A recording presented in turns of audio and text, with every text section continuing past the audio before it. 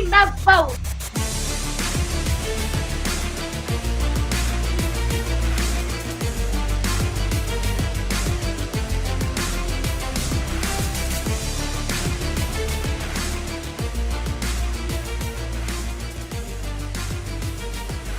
Court is in session with Ryan in Sacktown on If You Don't Like That.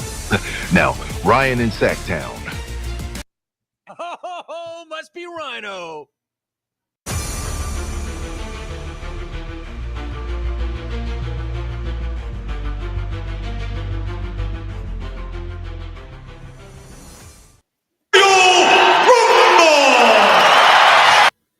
You did it. We're here. It's Friday.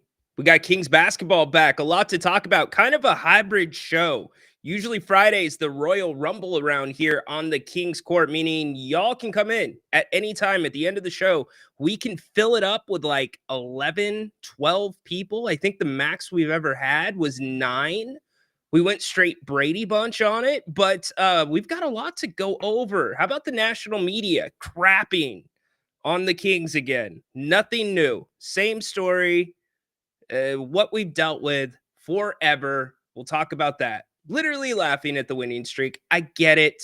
When you do what you do as an organization over and over and over again through multiple different owners, you got to do something to reverse course. And that's going to happen on the court and to a degree with ownership. But at the end of the day, this is a massive game for the Kings tonight. This is a real measuring stick game. Boston is favored by 11.5 tonight. And I think that's fair. ESPN lists De'Aaron Fox is out for the game. Is that a good thing or a bad thing for the way that the Kings have been playing as of late? You can tell me on the other side. We've also got an article from The Athletic that I want to go over. I think it's a fairly balanced piece that kind of asking the question, is this winning streak real? Is this just the new coach bump? What is it? We'll talk about Boston, what they do well. A massive weekend of NFL football, college football last night. Notre Dame on to the national championship. How you feeling about that, Finchy? I know you're happy. And much more. This is going to serve as the Kings Court and the pregame show. So get involved. Call the show. Text the show, 916-822-9485. We get it started in just a couple of minutes right here on If You Don't Like That. Grant and Ryan, break it down. It's Sacktown, we're the crown. Needs to be more aggressive on the offensive end, but this is the time to get Williams, the D-Hawk. Fox. Goodbye. Oh, if you don't like that. It's about to pick up here. Court is in session right here on If You Don't Like That. Ryan in Sacktown with you, taking you up or near the Kings and the Celtics. Going to get ready for that one. Talk about your expectations. The Kings meet the defending NBA champions who are pretty healthy for the most part. So we can hit that. What are you expecting tonight? What is a win for you tonight? Like, what is going to make you feel good coming out of this game? Is it only a win? Is it seeing this Kings team compete and actually play the champs for 48 minutes? Is there something you are specifically looking for? I want to find that out today. Also, we'll have Adam on in a little bit, but we're going to do a crossover between the WWE segment and NBA and Kings. We're going to mix that up so it's not 15 minutes of straight wrestling on a big Kings day. And we can talk NFL, college football. You've got the Cotton Bowl tonight, Ohio State and Texas. I've got some thoughts on that game. Deshaun Watson. Hey, Deshaun, if you're watching, my man, I'm going to look straight in the camera. Karma's a bitch, isn't it? Deshaun Watson tears his ACL again, or excuse me, his Achilles again. He had surgery today on it. Might be the best thing that ever happened for the Browns. Can they maybe get out of that contract with an insurance policy that they likely have? Who knows? We'll talk about it. So let me know what you're doing, where you're watching from. You're watching from work, watching from home. Don't forget, we are loaded today. We've got the halftime show with Jerry Reynolds joining us at the intermission. A lot to talk about. Grant will be here as well. And then the post-game show tonight. Again, a big sports day with the Cotton Bowl going on. And by the way, I do want to acknowledge this. We are fully aware of what's going on in Los Angeles. We've talked about it over the past couple of days. And Tristan, my man, I hope you are safe. You can hear my voice. I hope you, your neighbors, everybody around you, I know you were close to being evacuated. It's not lost on us. It's heavy on our minds. This is supposed to be a distraction. This is supposed to maybe lift your day up and take your mind off of those things. But if you want to talk about the fires, if you are affected by the fires, NBA players have been affected by the fires. Everyday people have been affected by the fires. Over 5,000 structures. Incredible. So I don't want you to think that I'm sitting here being ignorant to what's going on in the world. I am fully aware of it. Grant is fully aware of it. In fact, go check out his rant today. He didn't even feel like talking sports because he said it's not relevant. I don't disagree with him, but I also believe in trying to keep things as normal as possible, keep it on a schedule. And maybe for some of you, it's an escape. So if you've been affected directly, if your family's been affected, we're thinking of you.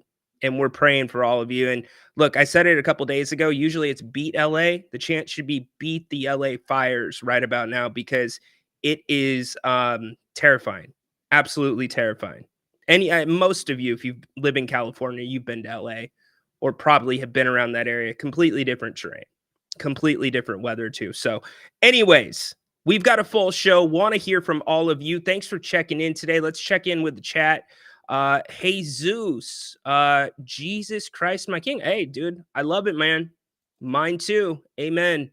Anybody here? I heard Fox is out again tonight. Yes, Fox, according to ESPN, is out tonight. Remember, Foxy took this really bad fall a couple of games ago against the 76ers.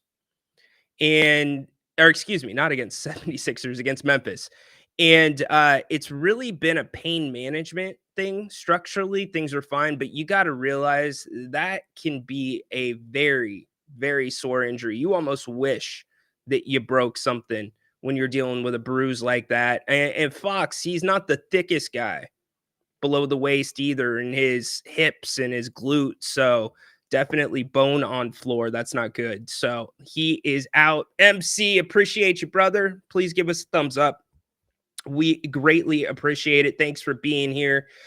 This was Foxy working with Luke Laux a couple of days ago before they took off for Boston. And you could tell if you watched that video's credit to Sean Cunningham of Fox 40. I'm going too quick here. You can see he's still moving pretty gingerly. So I'm not a big shock, not a big surprise that Fox is going to be out tonight, but we will see. Go Kings. Yes, indeed. Fox is out. I expected Fox out for this road trip. There you go. My pleasure, MC. It's what I am here for. Protect your trade asset. I'm all in there too, but I don't think the Kings, and we're going to talk about the trade deadline. We've got content for that. I don't think they're going to move him at this deadline. And I was in the camp that you probably should move him as soon as the best deal comes around.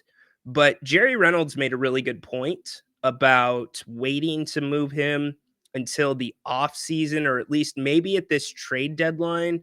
You can gauge what teams are interested. And if you look around the NBA, you can pick a handful of teams that both have the cap space and the assets to take Fox on. And you also have to look at what positions those teams are in. If those teams are not in positions to make a run at it this year, then why are they going to pay the extra money for the second half of the season? Why not wait till the offseason when other guys' money comes off the books? So I think Jerry's point is well taken, and I'm starting to move that way. But yeah, you don't want him to get hurt. I mean, I love Fox. I don't want him to get hurt, period.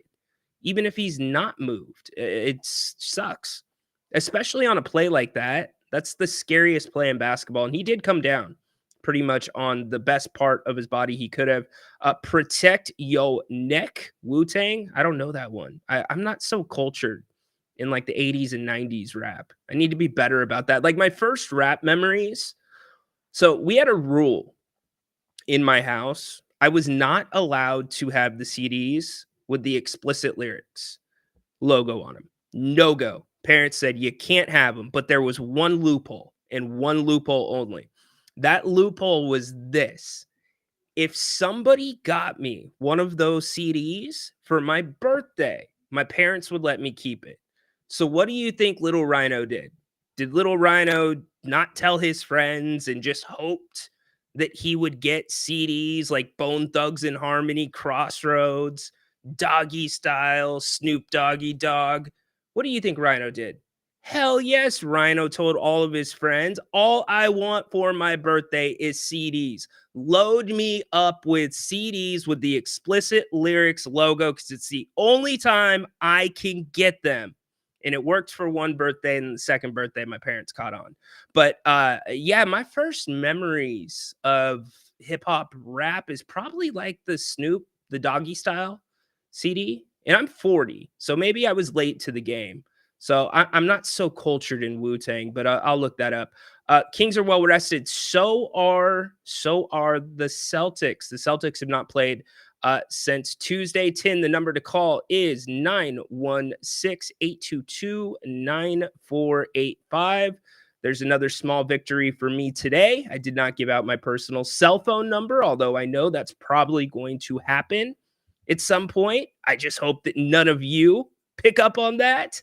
Because I do not want to be getting a million phone calls on my personal line. Now, some of you have my cell phone number, and I don't mean that in a bad way.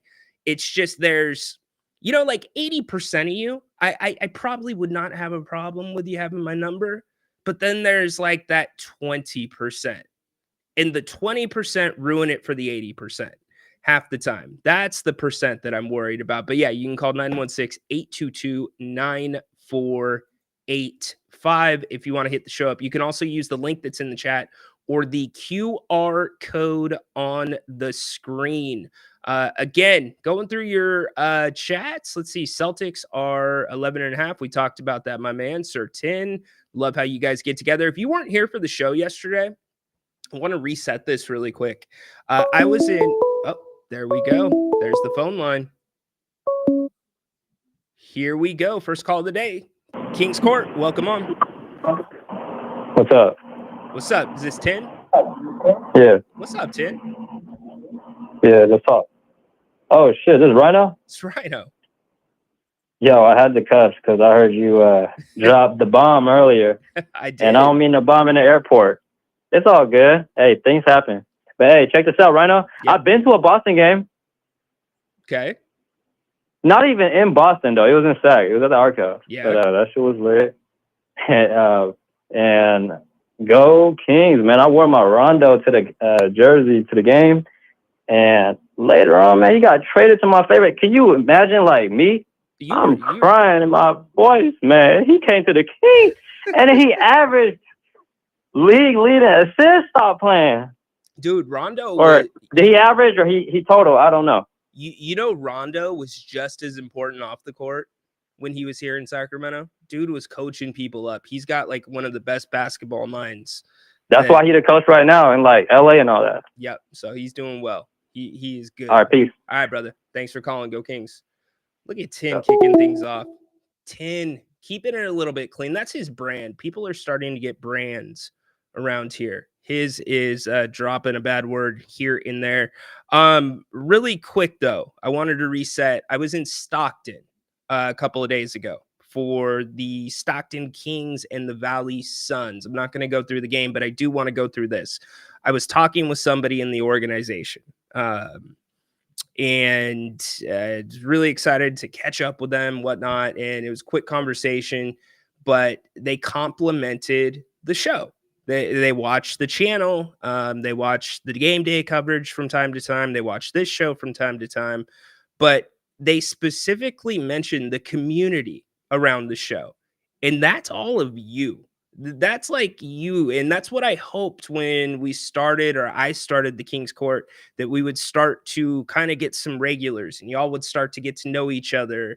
And it would be a fun little place where you can do what you want, be respectful, give your takes, whatever it is. We don't always have to talk basketball, but personalities have emerged, whether you call, whether you're chatting, just like Tin, he likes to cuss. He's got a brand now. Other people have brands on this show too. Corn Dog. He's just kind of the rodeo clown of the King's Court, but he knows his shit. Damn, that's my second cuss word today. I guess I'm fired up for basketball tonight. I guess I'm really fired up for basketball. But to me, that was the biggest compliment from that person in the organization. And that's all on you guys. So pat yourselves on the back. That is freaking cool. That is something that I did not expect to hear from them. So Flores, bold prediction. Boston will not take us seriously and the Kings will win by 11? You think it's going to be 11, Flores? All right. Flores is entering a judgment. Says Kings by 11 tonight. Jesus Christ, my King. Kings 125, Celtics 118. Okay, people demanding Acknowledge me. to be acknowledged around here is becoming a little bit of a thing. That's becoming its own thing. Hey, Adam. Adam, do you know what time it is, buddy? Do you know what time it is? It's Tiffy time. That's right, Jake. Kings aren't winning, but hopefully it'll be close. Okay, Fox is not playing. Blake, unfortunately. Kuzma, are we still on this? And we can talk about it here in a little bit, but I'm so far past that. I just don't see how Kuzma helps.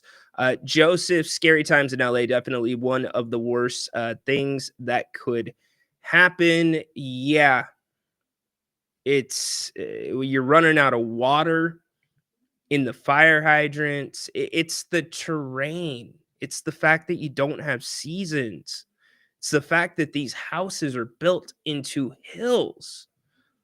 It's a reason it's called the Hollywood Hills, Beverly Hills, Calabasas. But then the fact that it gets all the way down the PCH and jumps the PCH in the Palisades. And check this out. I don't know that some of those people that are on the ocean that lost their homes will be able to rebuild their homes. It is so incredibly hard to get permitting. It was hard 20, 30 years ago. But today, to build near an ocean, good luck. And I know that's minuscule compared to the well-being of others and people that are also losing things, and people that have lost people, family members. But man, think about the insurance policies. How long is that going to take? You have so many people displaced. Anyways, we could do a whole show on it. I'm open to talking about it. It's at the forefront of our minds, but we're trying to talk some basketball too and give you a break from all of that, trying to balance your day out a little bit. St. Elmo George. I don't know that I've seen St. Elmo George around here before. Interesting. St. Elmo George. Welcome to the party, pal. Against JJ Memphis. Here we go with how the Kings are playing. It's better Fox gets back to full health. Well, Fox is never going to be back to full health this season. None of these guys are going to be full health this season. Everybody's dealing with something at this point in the year. In fact, when I was down in Stockton, I was looking, Colby had one of those wraps around his finger, similar to what De'Aaron's worn a little bit, similar to what Keegan had last year. But yeah, what's the point of having De'Aaron Fox on the floor if he can't use his best attribute? It's not fair to ask him, and it's not fair to his teammates either. Put somebody out there that is able to play and give it their all.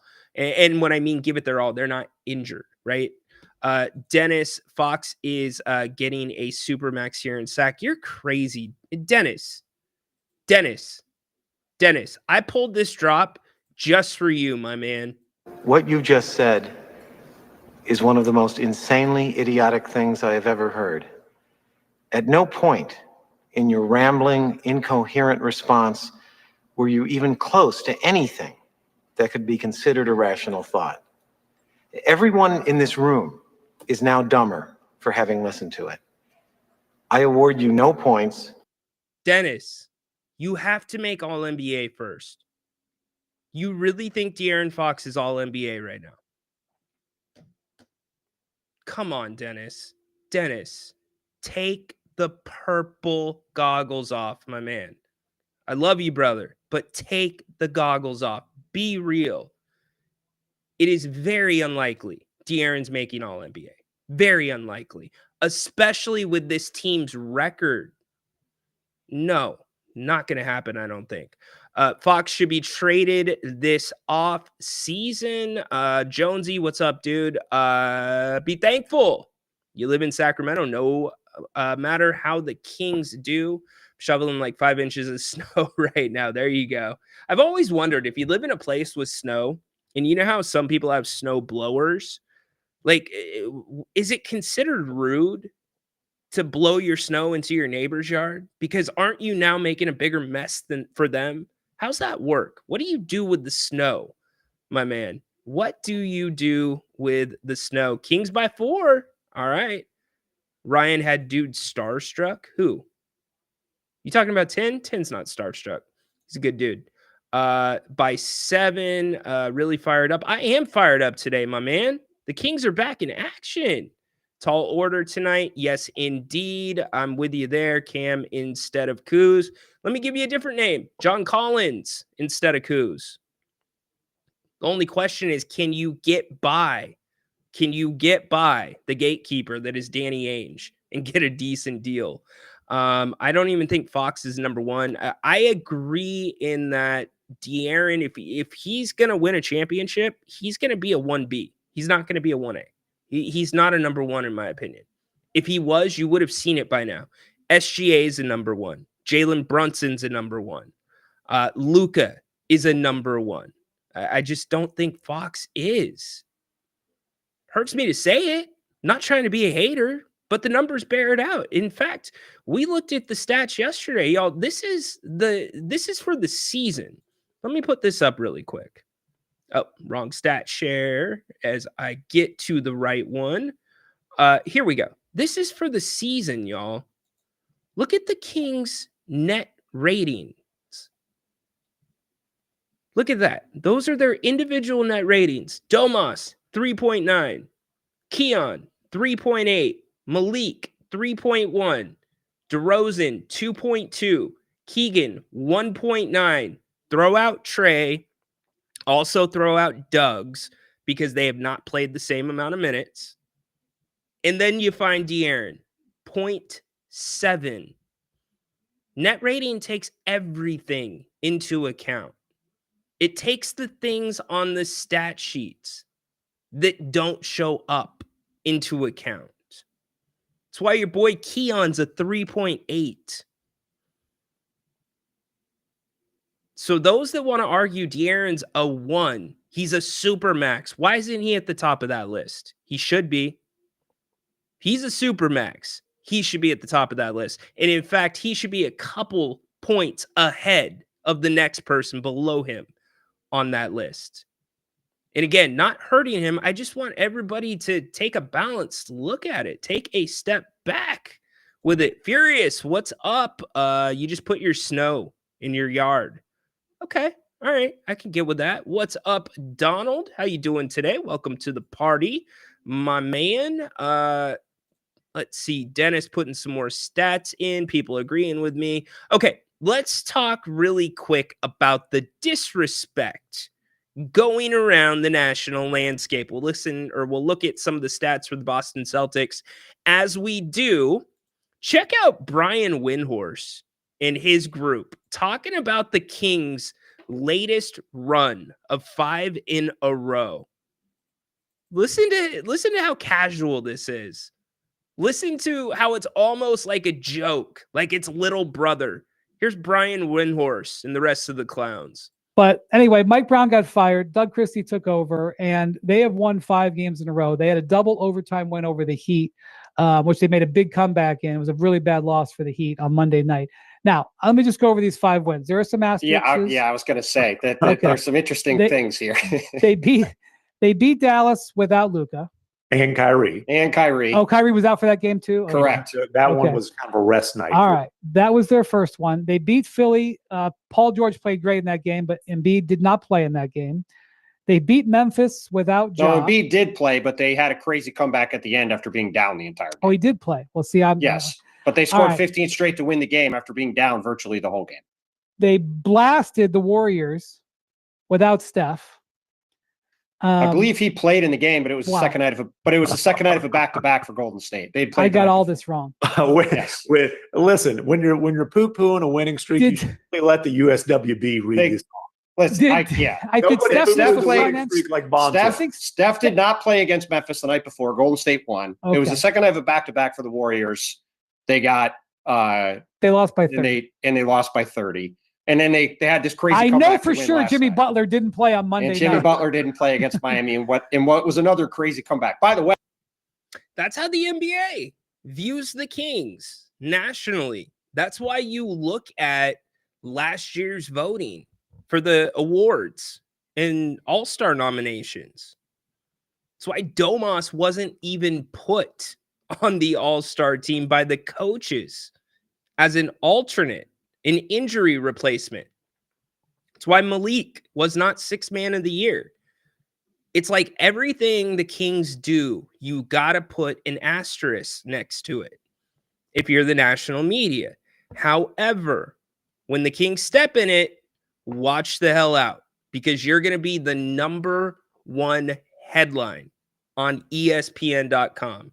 You're going to have a full expose article like the Kings had on ESPN.com about behind the scenes. And we're not going to take this down the Vivek alley. We're not going to talk about how you turn around, but it is what it is. What I can tell you is if you go into the Garden tonight without De'Aaron Fox and you beat the Boston Celtics, that might change a little bit.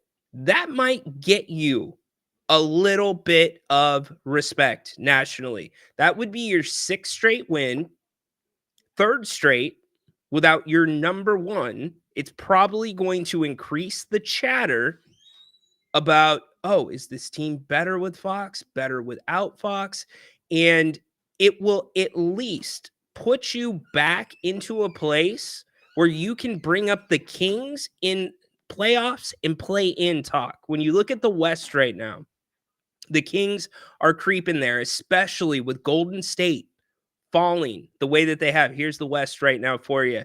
Again, always a good thing when you can see the Kings in the playoff screenshot. But the Warriors continue to struggle. They barely came back against Detroit last night. San Antonio, are they going to fall some more? The Lakers, a lot going on there. I just don't see the Lakers there towards the end of the season. Dallas, you've got Luka and Kyrie out. This is the Kings' time to make a move. And that's why tonight, this road trip is so important. It's not just tonight. It's what happens with the next two games after that. You've got Milwaukee to close it out. You've got Chicago in between. So I ask you this, what's your expectations for this road trip? What do you think the Kings will do on this road trip? Do you think it's going to be 1-2? Do you think it's going to be 2-1? Do you think it's going to be 3-0, 0-3?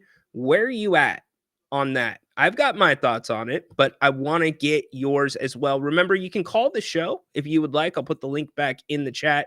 You can also call on the traditional line, which is 916-822-9485. See, the problem is my personal number intertwines with a couple of those numbers, like in the same order. And it's just like, oh my gosh, I know I'm going to do it. I know I'm going to do it. SG 12-1. All right. Or excuse me, 2-1. Ricardo 2-1. Chili Dog in the house. What's up, Chili? Curry played 30 minutes and the Kings didn't have Fox. I know, but it's the national narrative. You have to do twice as much to get half of the national run. is another team. Period. End of story. Let's see. Don't expect the Kings to win today, but I want to at least be competitive. See, the way I look at this trip, and that's why I'm posing it to you right now, you need to off the doors in your house. Thanks, Haunted Horse. Horse, you're an expert on doors, right? So I'm making a point that I am really far in the rear. What are we doing? Really, Horse? Horse, what am I going to do with you? Yes, okay, you guys are all picking up on it. WD-40 is your friend. So you heard that. I will make sure I mute from now on. Aren't we tied with the Spurs? Yes, but they've got the advantage, or you're not tied in the win. Or let's go back to it. It's either the win or the loss column. There's a difference there. That's why they are one ahead of you. The Spurs 18, 18, 19, 19. So, yeah, you are tied. There you go. So you could have, if the Warriors would have lost last night, that would have put the Kings back in the play-in. Would have put you back in the play-in. Back to my expectations for this road trip. I actually think tonight is their best chance to get one of two between the Celtics and the Bucks. I think tonight is the best chance because of the way that Boston plays.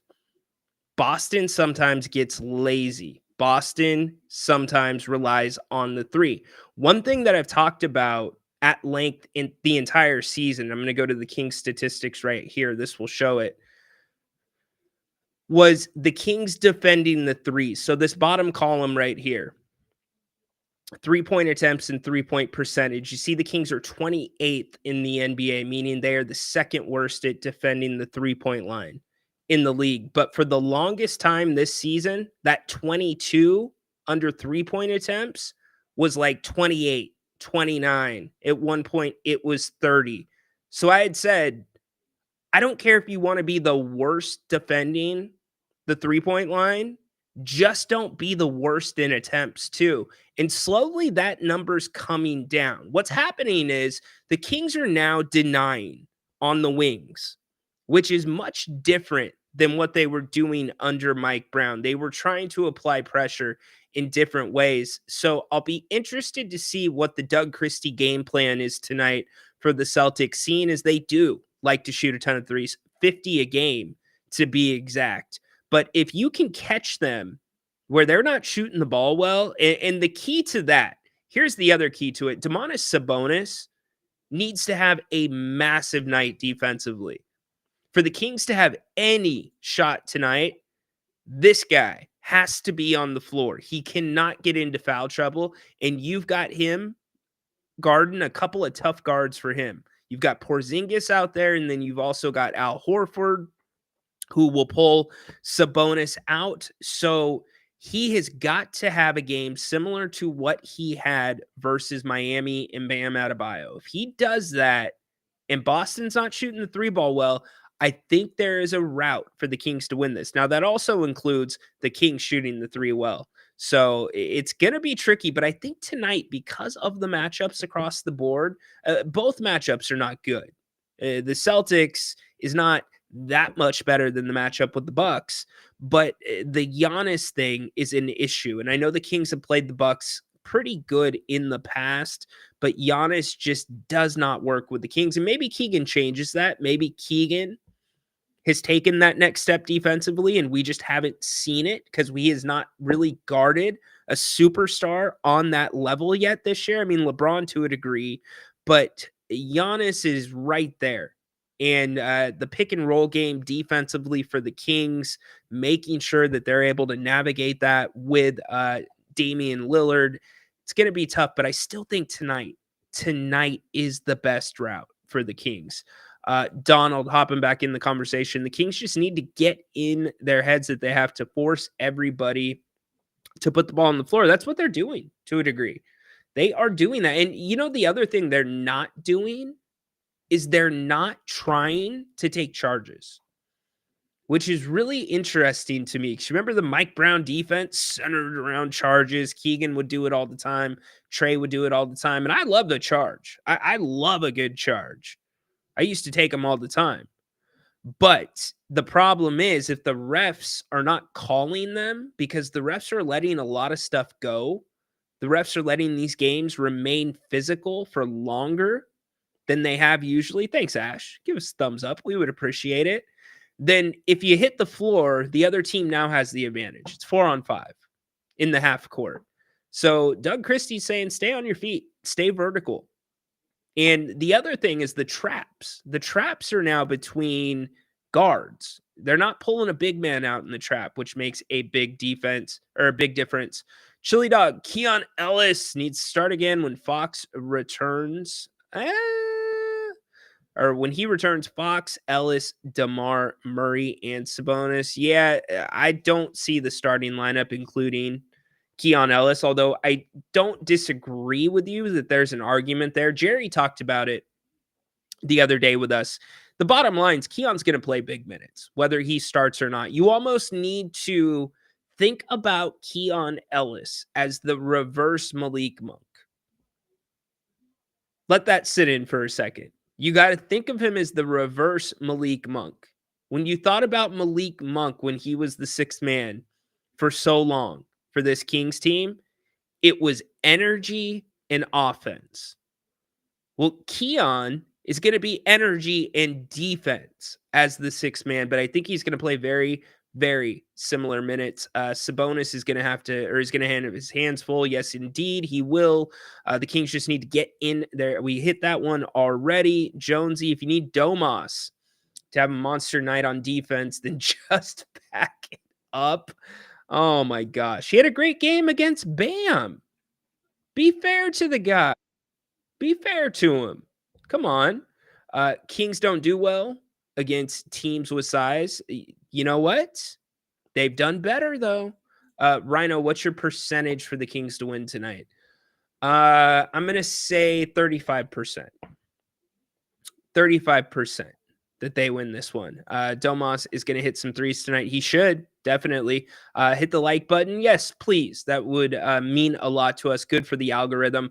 We're taking you up to the Kings and the Celtics tonight. Ryan in Sacktown with you. The Kings Court and the pregame show for the Kings and the Celts tonight. We're taking your phone calls, taking your chats.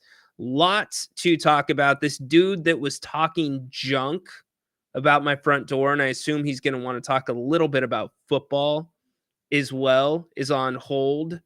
Oh my goodness. Is it already this time? It's time! What's up? What's up, dude? How's it going? Why are you hitting me with door smack? I can hear the door squeaking. My wife would have had me already all over that. She would have said the door squeaking, and I mean, I'm surprised. I got to ask your wife why she's letting that go. No, I'm letting it go. You know why I'm letting it go? Because I have a 10-year-old. I can hear that door open from anywhere in the house. It's like a burglar alarm. You know where the kid is. Very smart. And the kid is not smart enough to realize that's a tell for daddy. Nice. All right. Well, then, yes. Fair enough. I withdraw my oil the door comment. Oil the door. Oil the door. So, don't act like you're not impressed. Happy Friday, everybody. Happy Friday. We got a big Kings game. Boston. Wow. Big time. We do have a big Kings game. It's a big game. No De'Aaron Fox. No De'Aaron Fox. Yeah, that's crazy. I didn't know that until I heard it on your show. So Portland, my man, they're playing decent. Dude, we look, this is, before you went on your 5-game winning streak, this is what you guys were looking to do, go into a rebuild. So be glad you're not, because this is the second year of a rebuild after the Damian Lillard trade. And it's look, the young guys, it's exciting and whatever, but you are not looking for wins. You're just looking for some fun, some dunks, some stuff like that while they figure out the pieces. I've even heard rumors about maybe putting Ayton on the market, trading him. And so anyway, it's a total rebuild. And of course, we have an owner that inherited a team from her brother that passed away, and she needs to sell it. She's not invested in the Blazers other than it being an asset. So to sell. So anyway. Well, Jeremy Grant is a popular name right now amongst NBA circles. Yeah, I've seen him in the trade, the proposed trade scenarios. So yeah, we need to go younger. Thank you, Jonesy. See, Jonesy's with me. Which side are you on here? See, I think it's a smart move. So see, I don't you, have Jonesy. kids, so that's why I didn't pick up on that. So there you go. Thank you, brother. Jonesy, you're my boy, Jonesy. Boo, you're my boy! Thank you, sir. All right. So what we want to talk a little football, and then I'll let you go back to the Kings because no one cares what I want to talk about football. In fact, the Niners are already out, so I'd say half of your fans that are Niner fans, anyway, we're all in mourning. So, how do you feel about the Rams game being moved to Arizona? I think, first of all, I think it's smart. You don't need tens of thousands of people moving from different locations in the city and getting in traffic, making traffic worse to go see a football game, and then having those fans leave the game and make traffic worse. Keep that mess. I agree with it 100%. Sports are great. They, like you said, they are a way to forget about real life for a while and have some fun. But you know what? When there's bigger things going on and they need the resources elsewhere, think about all the police that would have to be down there monitoring the game and making sure nothing happens. They can be used elsewhere right now. I don't disagree with you there. And I want to talk about this guy with you here in a few minutes. We might as well hit this on our segment. Yeah, right. Here's my take on it. If it was and I agree again with everything that you said, the police need to be dealing with everything else going on. You don't need people congregating, redirect the resources. But for any Rams fan, and Al, I know you're here probably. You know I love you, Al. But it's not like the Rams play with a home field advantage every game. No, when they play the Niners, that state SoFi's more Niner fans than Rams fans. Exactly. So I guess I would be more receptive to the argument if it was somebody like Adam said, the Packers, or it's somebody like the Lions, right? Where you've got this massive home field advantage. Yes. I guess now I'm listening, but I know you can't hold up the playoffs, but it's the Rams. It's more of a college atmosphere where it's 50-50 every time they play. Like, and if they were a number 1 or 2 seed, obviously number 1 seed, they'd have a bye. But if they were a number 2 or 3 seed, but they backdoored in because they're in a division that was just horrible this year. So the fact they have a home game with their record, I mean, so them getting a neutral field still better than what it should be, which is they need to redesign how I get they want to reward teams that win their division, but that division was horrible.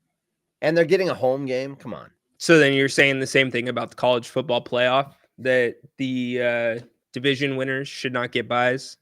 I think what's weird about the college, obviously I'm an Oregon Ducks fan for those that don't know. What's weird about the division or the college football playoffs and Oregon getting a bye, I thought it actually hurt them.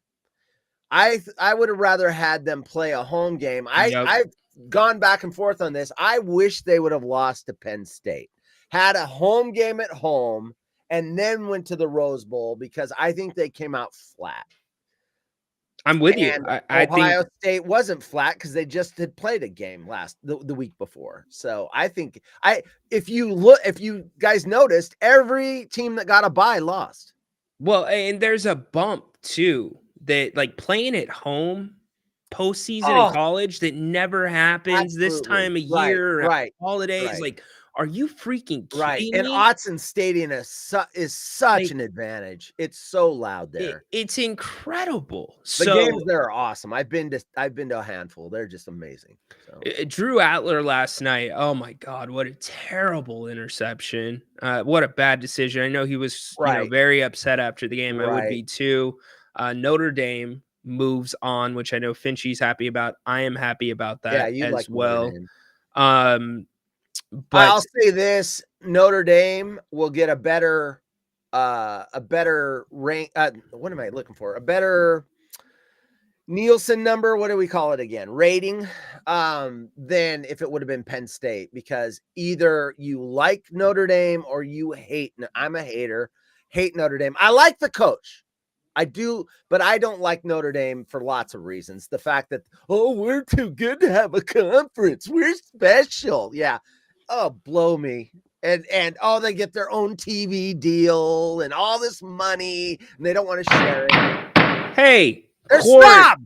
Court is in session. Watch your damn mouth. What did I say? Blow me? Oh, got it. Yeah. Why, didn't you drop? You dropped some swear words, Mr. I don't remember that. Acknowledge me. If you want. No, we're good. Kevin, what's up, dude? Al disagrees with you, by the way, about the division winners. He thinks they should be valued.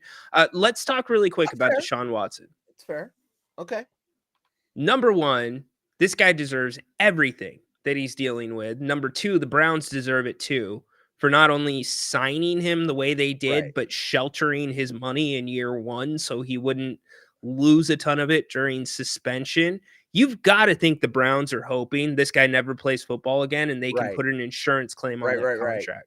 Yeah, they're done. They screwed up. That guaranteed money. He's the only one that's ever gotten that either. I mean, they went, look, I can't remember the exact details. There was like a perceived bidding war going on for him, and they were afraid. I think they were competing with two other teams. And I don't know if the agent just made it seem like that or not, but they thought that they had to have him, and he was the missing piece. Kind of reminds me of when the Vikings went all in and got Herschel Walker and just gave away all their draft picks and everything to Dallas, thinking Herschel Walker was the missing piece, and it wasn't. They thought this guy was the piece. They had everything else in place, the defense, weapons, and this guy was going to do it. And they were wrong, and now they're on the hook for a lot of money. So, yeah. And that'll cripple you with the salary cap. So that ain't coming off the side. I don't know that they can remove that off salary cap, even if the insurance money pays, because I think they're still stuck with the salary cap.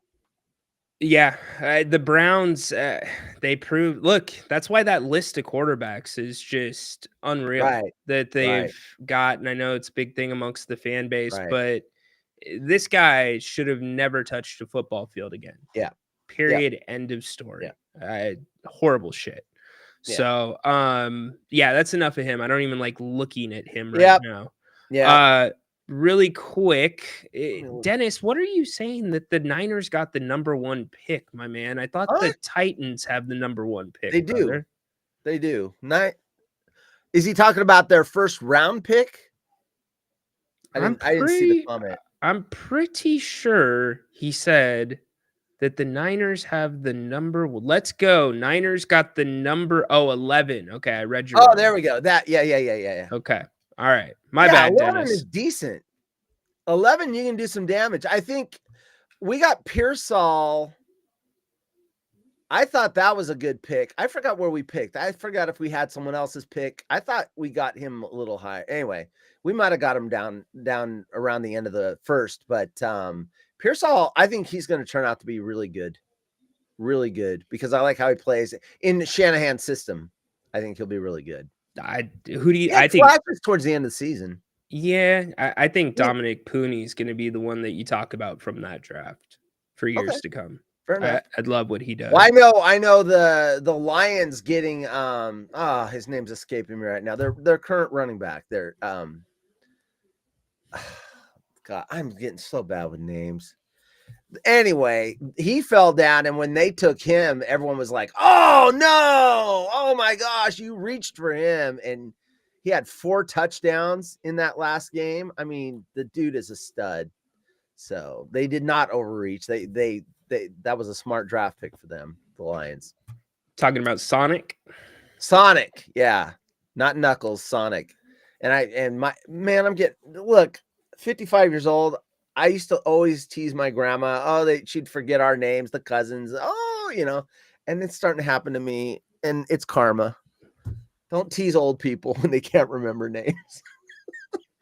Anyway, we want to talk about wild cards? Not particularly. Or games? Not particularly. All right. I was going to give you some picks. Well, you go ahead, run your picks off. Just make them quick. I didn't even look at this, so I'm going to go off the top of my head. Minnesota -3 is the point spread. The Vikings will win that game. I think the Rams will actually play better away from home. I just think that get out of that city, get out of that, and they have a better chance. But I still say the Vikings win.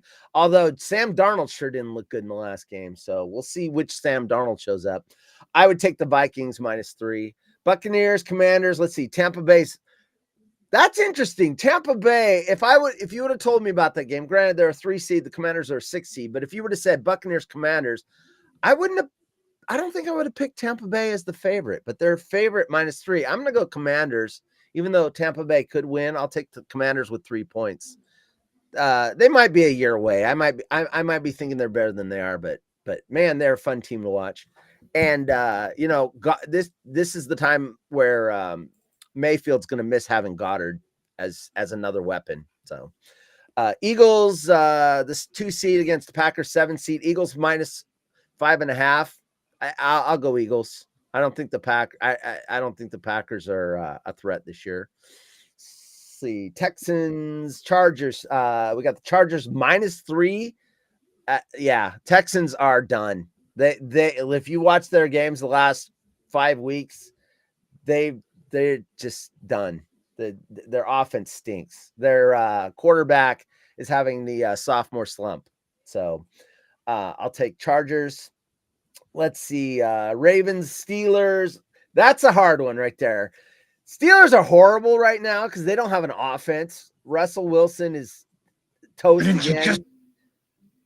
And Baltimore -9.5. That's a lot of points.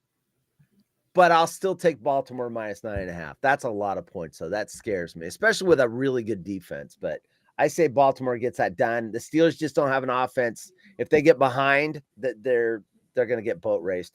Bills, Broncos got Buffalo -8.5.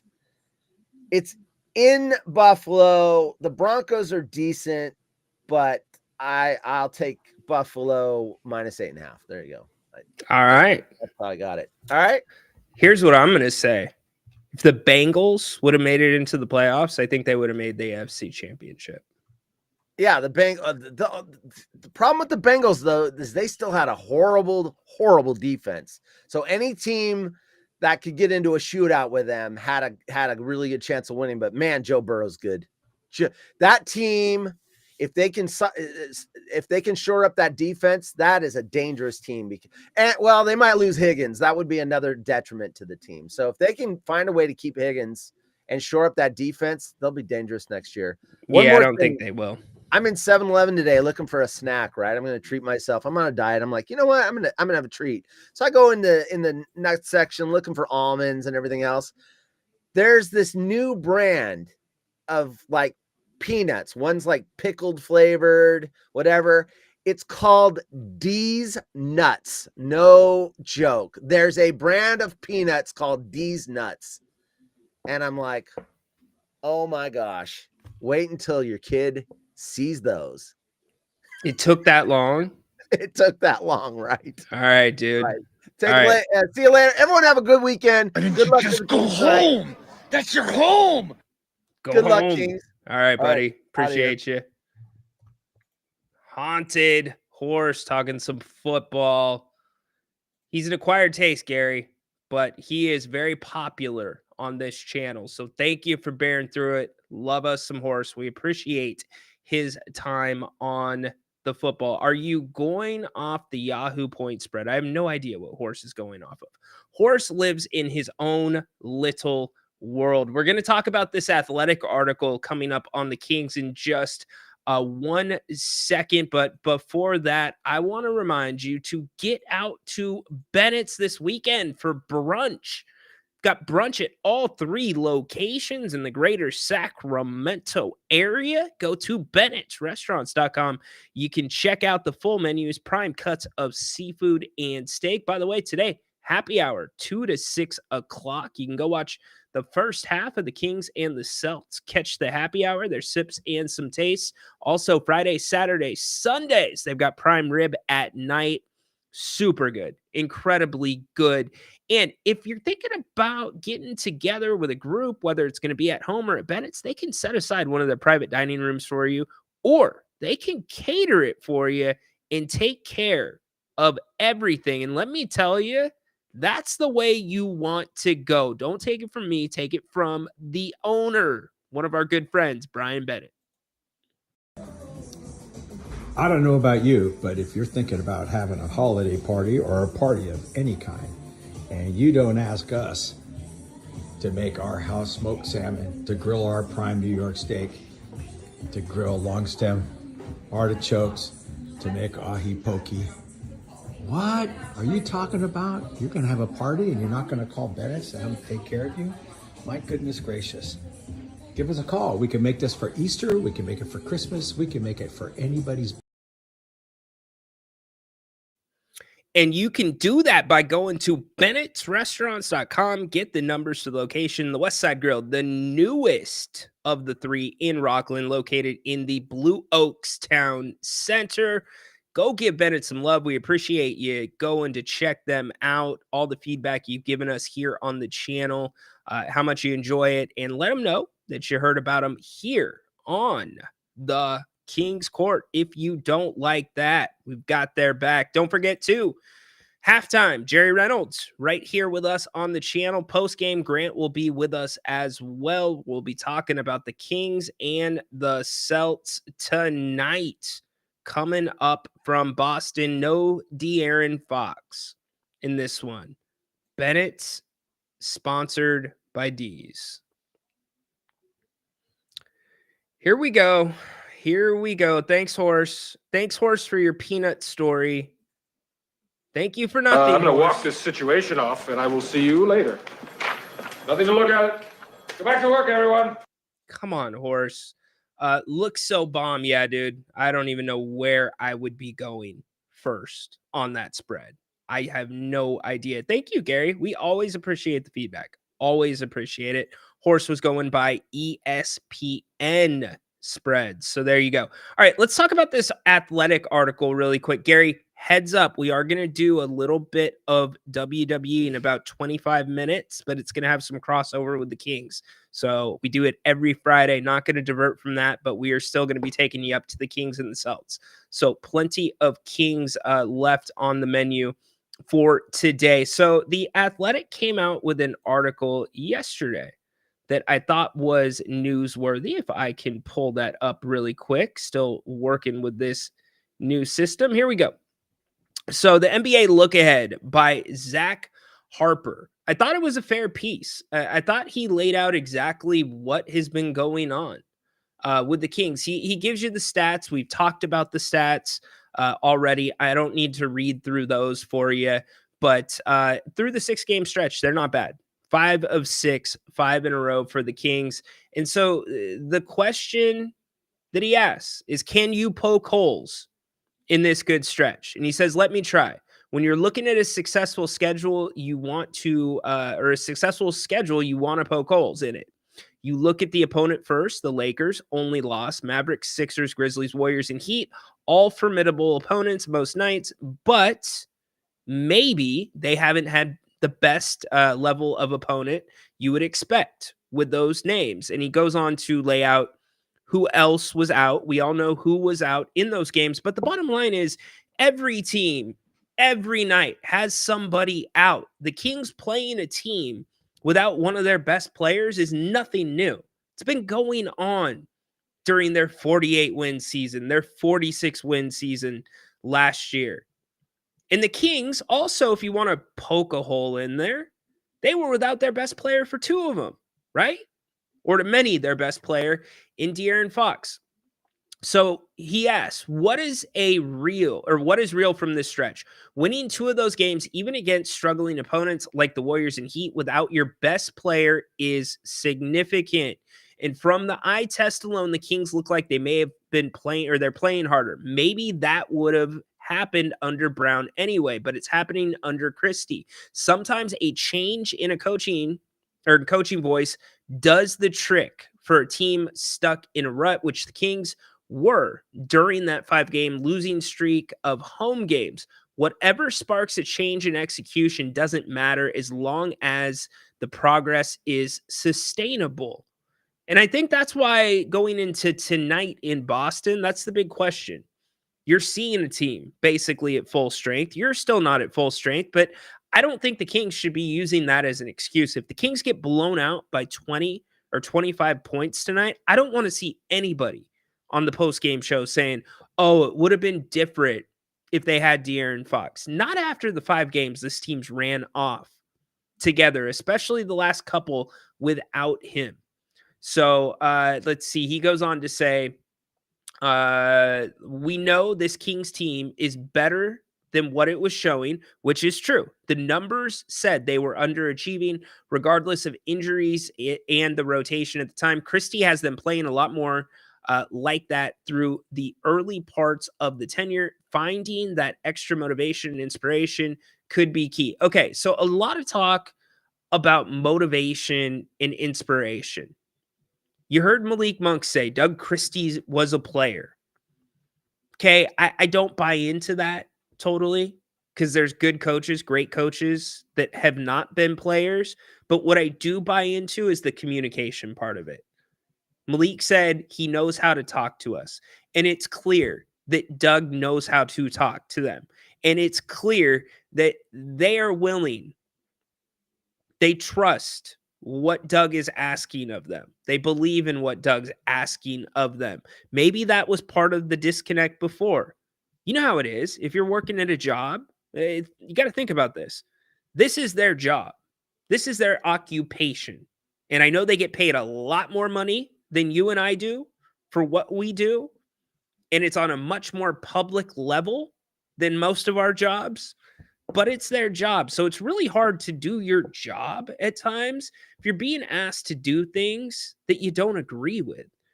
And there was a little bit of that. You could see that push and tug, that pull, not only in games, but even leading into the season through training camp. When Mike Brown was talking about having the guys play sets that it was sets they could only run. And it was very limited. It was just a couple of sets out of the DHO motion, and he wouldn't let them do anything besides that. Well, what's the point of that?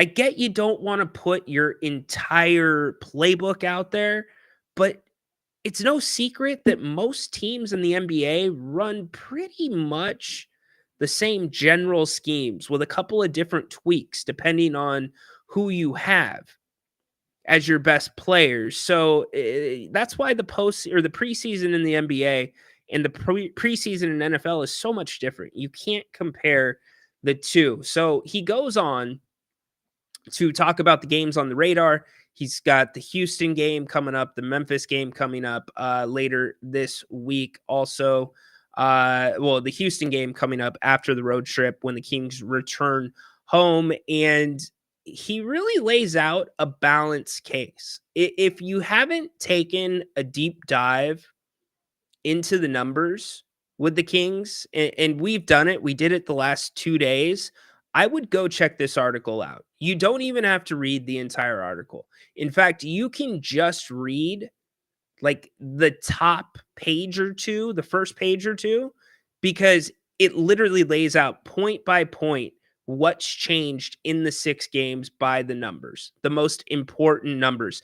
Now, here's the deal, and we talked about it yesterday, and I stand by everything that I said before. Coach Christie has this city ready to run through a wall. He obviously has these players ready to run through a wall with his communication style. In fact, here was Coach talking before they got on to the plane about the way that he sees basketball, the way that he's asking for buy-in, who makes the least amount of mistakes. Coach Christie. Things are, kind of on the up and up. No, Sean, I'm smart enough to know that, like, you're going to have ups and downs. So, like, we're not focused on the outcome. We're focused on the process, and the byproduct is normally a good outcome. So if we go out and we play hard, if we go out and we compete at a high level, we go out and we share the basketball, we go out and we're touching people and we're physical, whatever happens at the end of the night at that, we're going to live with that and then continue to improve. So, like, your question, I guess, is like the get Devin time and Keon minutes. Like, how are you going to go about that? I mean, you just have, Fox is Fox. So he comes back and he's one of our main guys. So he's going to play. Everything after that is really about trying to keep our best players on the floor. Is it going to bite into people's minutes? Yeah, but there's another part of being a teammate is supporting. And if there was enough, I'd play all you guys, but there's not. And we have to find that fine rhythm, and it can be difficult at times. But I will say that the guys have supported each other. If you look at our bench and see the joy that they're feeling for their teammates, that's everything, because I'm not playing, but when we're in practice, we push each other. When we're shooting games, we push each other. And when we're in the game, we support each other. How have you changed that? How have you changed that up, if at all? I'm just trying to simplify what I see, especially when you in this type of position. It's like I need things that make me comfortable enough to lead them, and then at the same time, I want them to have the confidence in what I'm saying. So just try to simplify what they do, and we've been tweaking, and we continue to tweak to more stylistically what my personality is, and that's really it. I mean, this is all about them and their talent. That's really, like, when they make shots and we win, like, yeah, I look like great, but when you don't, then I'll take those bullets, and that's all good. So it's about them. It's about them feeling good, playing good. Okay, so here's my point and what I've taken from the last 5-6 games. The honeymoon is over. It ends tonight in Boston. Tonight is really where the rubber hits the road for this team. This road trip is where the rubber hits the road. And it's not just the team, it's also the coaching staff. Yes, I know. Get the WD-40 out, Rhino. No, see, I can hear where the kid's going. See, I can hear it. Anyways, it's where the rubber hits the road for the coaching staff. And when I say that, last game, the Kings did not adjust very well to what that zone defense for Miami was doing. In fact, they didn't really adjust at all. They kept attacking it with a dribble. The way they broke that zone was by shooting the ball well. Mostly DeMar DeRozan and Keon Ellis. They got out with a win that works with a Miami team that is undermanned. Now, granted, Miami's zone is one of the best zones in pro basketball, but they still got out with a win. That's not going to work against teams like Boston. That is not going to work against teams like Milwaukee. Coach Christie is now going to have to be able to adjust on the fly, and we are going to have to see those adjustments. Simplicity is great. You've seen the simplicity be reflected in some of the very important statistical categories that affect this team's winning and losing directly. But at the end of the day, this is a chess match. And I want to see how this coaching staff, and it's not just Coach Christie, it's Coach Laux, it's Coach Triano, both guys that were passed up for the job by Doug Christie. Doug was in the 4th chair, and he goes to the 1st chair. So let's see how that relationship continues to develop. What I'm saying is you now have 6 games on tape in the NBA of this Kings team progressively getting more simplistic.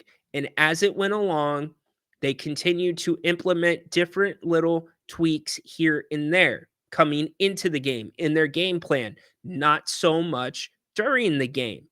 So that is going to be the big challenge for this team and this staff, and it starts tonight.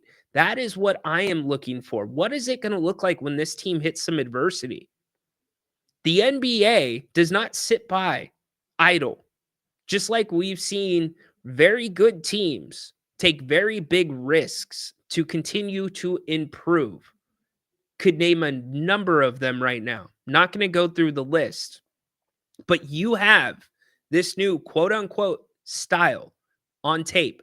Boston's going to be ready for that. You don't think Joe Mazzulla is going to have that team ready to go? Boston has not played since Tuesday. So that is what I am most excited about tonight. I want to see if coach can coach. He's going to have to. He is going to have to out-coach. That staff is going to have to out-coach Joe Mazzulla. And if they don't, they're going to get beat. So what's the next question? Can you bounce back against the team that you should beat in Chicago?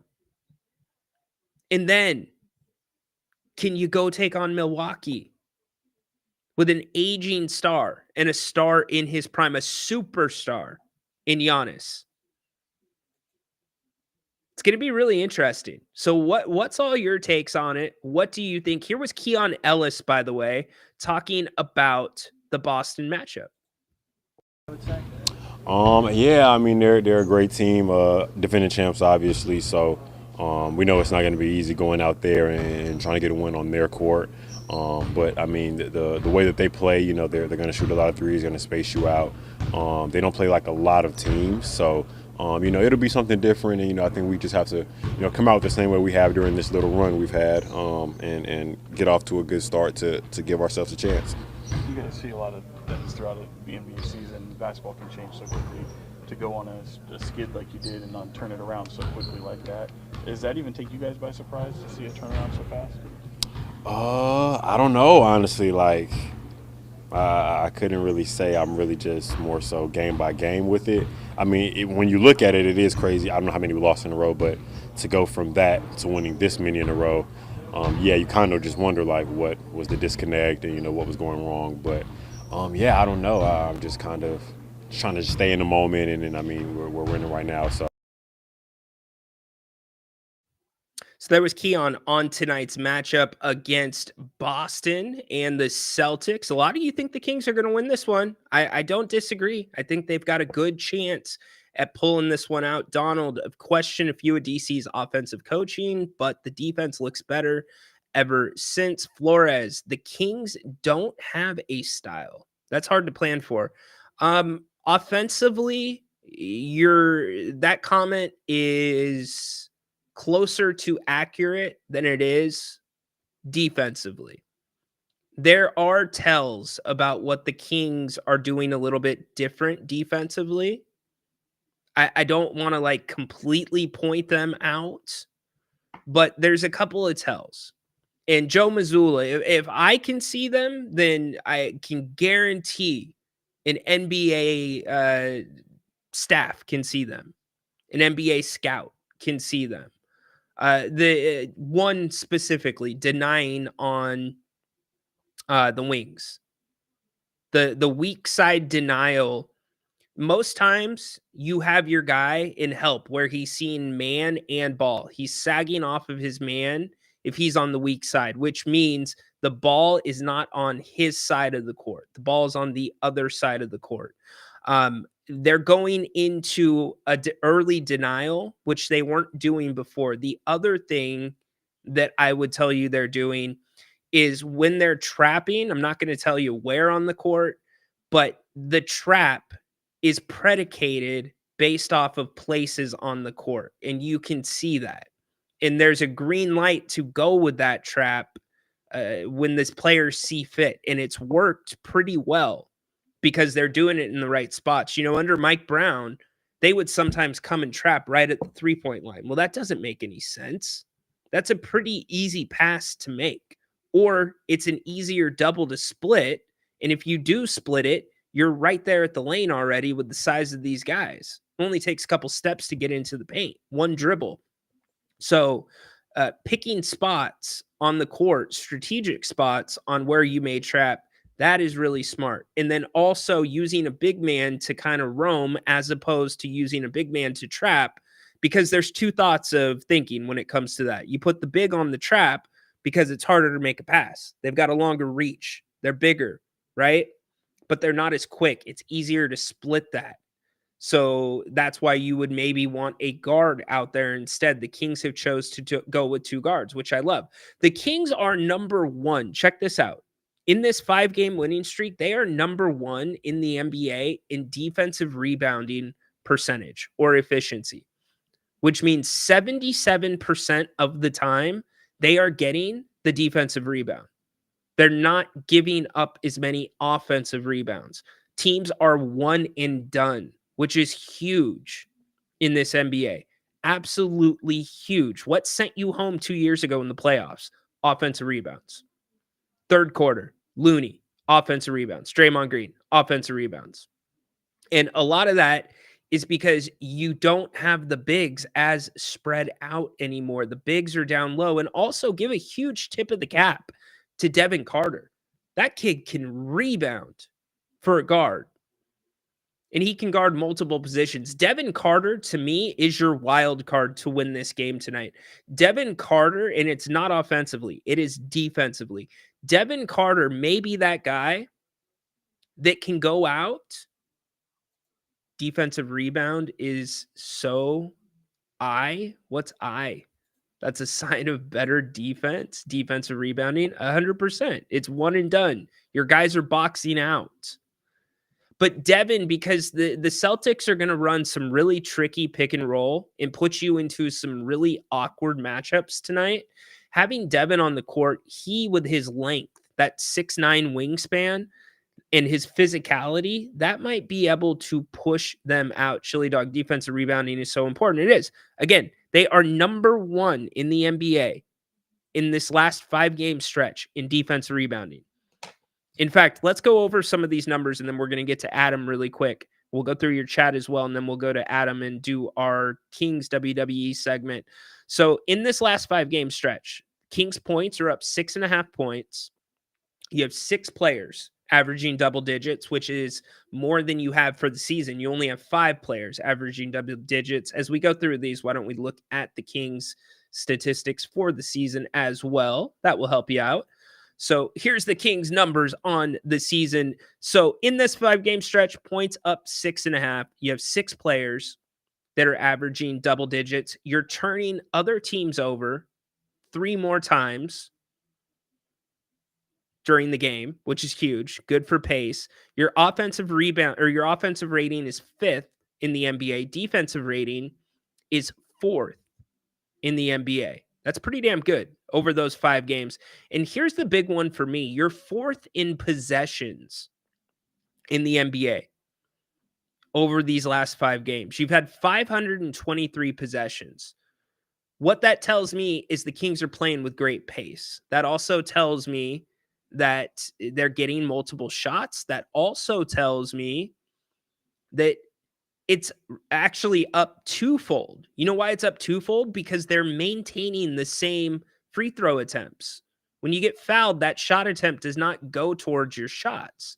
So the fact that free throw attempts are staying where they're at, that's really big. So those are some good numbers over these last 5 games. And we read a little bit of that article. We know all the arguments at this point about guys that have not been on the floor. How about the assist to turnover numbers this season, right now, as we sit, for a couple of the main guys that are going to be playing tonight? Domas, he's at a 2.375. So 2.3 assists, basically 4 assists for every turnover. Malik Monk, he is also at a 2.4 right now. So all that stuff is good. That's ball movement. It's what it needs to be for this team to be more simplistic, for them to be a little bit more difficult to guard. And you know why they're more difficult to guard? It's very simple. You're making the defense actually work. For the last season and a half, the Kings have not put a ton of pressure on the defense for 48 minutes. They've been doing that as of late. The defense actually has to work on defense. meaning it takes a little bit away from their offense. The Kings had the Miami Heat gassed, and the Kings played the night before. That tells you something. So there are some very good things, regardless of the opponent, some good things, fundamental things that you can hang your hat on. But I go back to that defensive rebounding number. 77% of the time over the past 5 games, the Kings are getting the defensive rebound. It's first in the NBA. So really good stuff if you are a Kings fan. But can it translate tonight? Tonight is a weird matchup, both on the perimeter and also down low for the Kings. We've already talked about how important Domantas Sabonis is going to be in this one as we continue getting you ready for the Kings and the Celtics tonight. Looking forward to having Jerry with us at halftime. Always a really good time with Jerry. Grant will be here as well. And then post game, we're taking your calls. I know there's a lot going on. You've got college football tonight, the Cotton Bowl, Texas and Ohio State. I hope Texas wins that game, but I think Ohio State's going to dominate. I know it's in Texas's backyard. I just don't see Texas competing with Ohio State. Ohio State's humming right now. Devin Carter can find his offense. Kings will dominate the boards. Yes, you're right, Dirk. I don't know that you need Devin to find his offense right now, though. As long as he keeps doing what he's doing on defense, what you don't want, rather than having Devin find his offense, I would rather have Devin not try to force his offense right now, because that's going to take a little bit of time. We can clearly see that. But obviously for him, much like Keon Ellis, it doesn't affect the way he plays defense on the other end, whether he's making shots or not. Where's the Cotton Bowl? It's in Dallas. I believe they're playing in Jerez World. A lot of talk about the defensive rebounds. Dennis giving his score 130-27. High scoring game tonight. Hope not. Hope not. If you're the Kings, you want this to be a race to 100. If you're the Kings, if this game is a race to 100 and it's closer to what the Miami Heat game was, then you're in good shape. And Boston is actually shown, as we go really quick to the stat share, Boston is shown that some nights they're not going to put up massive numbers because of the way they shoot the 3 ball. If we look at some of their final scores, they had a winning score, or losing score of 92 to Oklahoma City. How about 109 to win over Houston? How about 104 to lose to Orlando?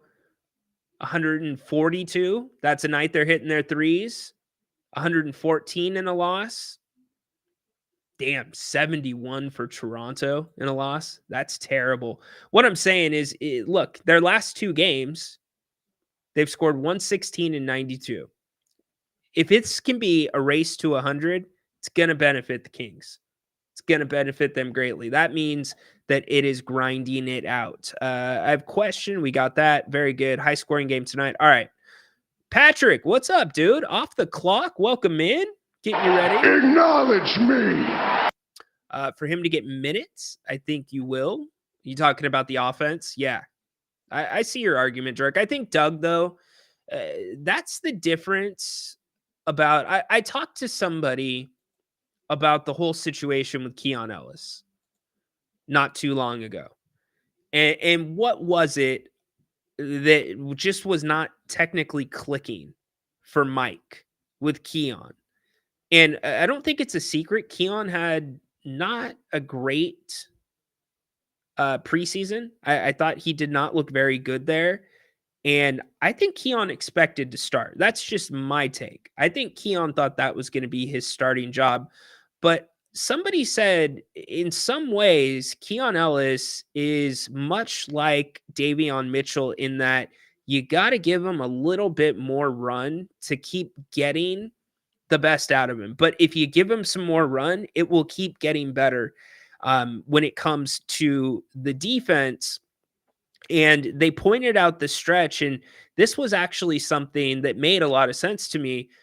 they pointed out the stretch that may have kind of rubbed some of the players the wrong way, where Keon had 2 very bad plays in a game, and then Keon didn't play for 2 games after that. And it was the way it was communicated to me, it was almost like there was a perception about, as much as Mike Brown talked about accountability, that Keon was being used as the portrait, the example of, I'm going to hold you guys accountable, because who else was Mike Brown going to use? He can't sit Fox down. He can't sit the other guys down. And I think one of the biggest mistakes that Mike Brown made was the infrequent play of Keon, holding him to this different standard. So sounds like Monty McNair is doing an interview shortly. I wonder why. There's been a lot of pushback about them not doing an interview, or at least holding a press conference after Mike Brown was fired. And the excuse is Vivek was out of the country. You know, Monty is the one that delivered the news. So anyways, let's go really quick to Jonathan. Then we're going to go to Adam Musso. Jonathan, welcome in today. Oh, hey, how you doing? Good. Happy to have you on. Great. First time. My dogs are going crazy, but no worries. You know, I live here in Virginia, and I don't get the news all the way. It kind of startled me about Brown being fired, but Christie seems to be picking up and actually doing things that a lot of the callers and people have been suggesting. You know, like starting Keon, giving him more run time. But bottom line here is we've got a new rookie who we're going to struggle giving minutes to. Who you're going to give some of DeRozan's minutes up, or definitely not De'Aaron's. Right. But I think we're a better team the more we play our defensive players. What do you think about that? Yeah, I agree with you. Because this team, when they're at their best, they turn, and this goes back to even when Mike Brown was here. When the Kings have been at their best this season, it's when they turn defense into offense.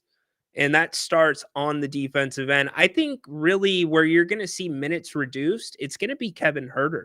Kevin Huerter didn't play in the overtime periods against the Heat. And I know Devin didn't play a ton either, and Keon got the majority of those minutes. But because of Devin's length and his physicality, I think he can play a little bit more of that 3 role. And I think Kevin's the one that's going to be the odd man out as this season continues to go along.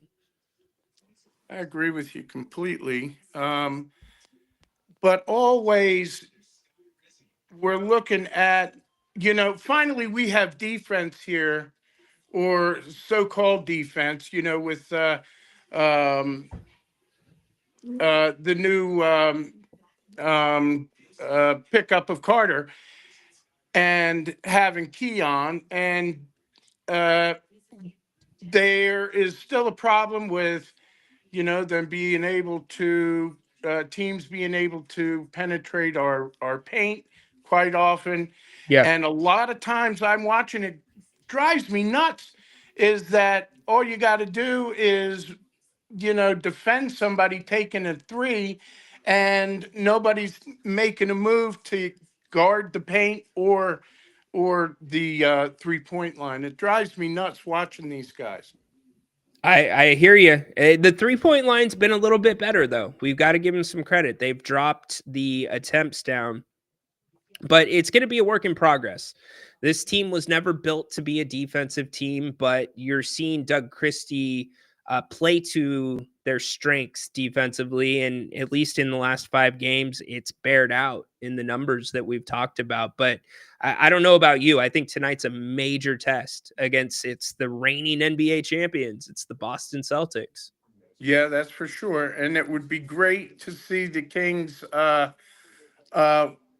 at least show up to the gym. Last time, I think they lost by 1 point. And let's keep it up. Go Kings tonight. I'm going to be watching. Good job. And hey, Grant, they ran him out of town. Too bad. But thanks for having me, and Have a good night. You got it. Thanks, Jonathan. Calling all the way from Virginia. I love it. I love it. By the way, this Monty McNair conversation, it's an exclusive interview with Mark Jones.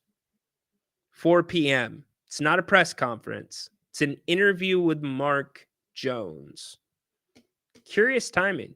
Curious timing. Very interesting. We're going to talk about it here on the other side, but I do want to get this in really quick. We are going to talk really quick. What's up, dude? Adam An interview with Mark Jones. I wonder how prepped that's going to be. Softball. Over under on big words. Big words? Yeah. Like probably like 9.5 from Mark Jones. I'd rather put an over under on Ja Rule quotes from 25 years ago. You know, Mark Jones rolls with his top down in Miami, rocking like 2,000 Ja Rule CDs. You know he does. Has to. Always on time. Yeah. No comment. Yeah. Well, anyways, what's up, dude? I know we're not going to go long with the wrestling today because there's a lot of King stuff going on with the game. All good. Yes, it's been a busy world in the Kings with the Kings. Yeah, the Netflix debut for WWE. Give everybody your quick thoughts. It was good. The matches were good, but for as much hype and build up and all that stuff, I feel like some of the segments ran a little bit flat. I think for me, the Rock coming out in the beginning was a little weird for me, and he basically dropped kayfabe altogether and was like kissing Cody's ass, and it came off weird to me, man. I also didn't like that they had all their superstars sitting in the audience like they're a fan. That was weird to me as well. You put Cody Rhodes in the audience like he's just another guy. And I thought that was totally whack. I think you could have done better. Fair enough. Yeah, the Rock dropping stuff was a little bit weird. I think Netflix wanted those guys to be on camera, and that was the way that you snuck everybody in. But technically, there's no time constraints. Hulk Hogan got his ass booed out of the arena, probably because of his political views. My guess would be the show was in California, but he's got a little bit of a resume there. But that being said, he's Hulk freaking Hogan, and he's the one that started this all and paved the way for everyone to be there. So I thought it was a little bit disrespectful, in my opinion. Okay, so you and I don't agree with that. We don't agree. Okay. Yeah, I think Hulk deserves it. So we're going to talk about Mark Jones too. I'll talk about him. I see everybody talking about it in the chat. I'll hit it here in a second. So we're going to have a Kings crossover here with the wrestling segment. I asked you if you were going to book the Kings in some matches, some wrestling matches against other guys in the NBA, who would they be? And you guys can put yours in the chat as well. Give everybody your card. Yeah. Well, let's start with De'Aaron Fox. Okay. I would love to see Fox and Ja Morant go toe-to-toe in the squared circle.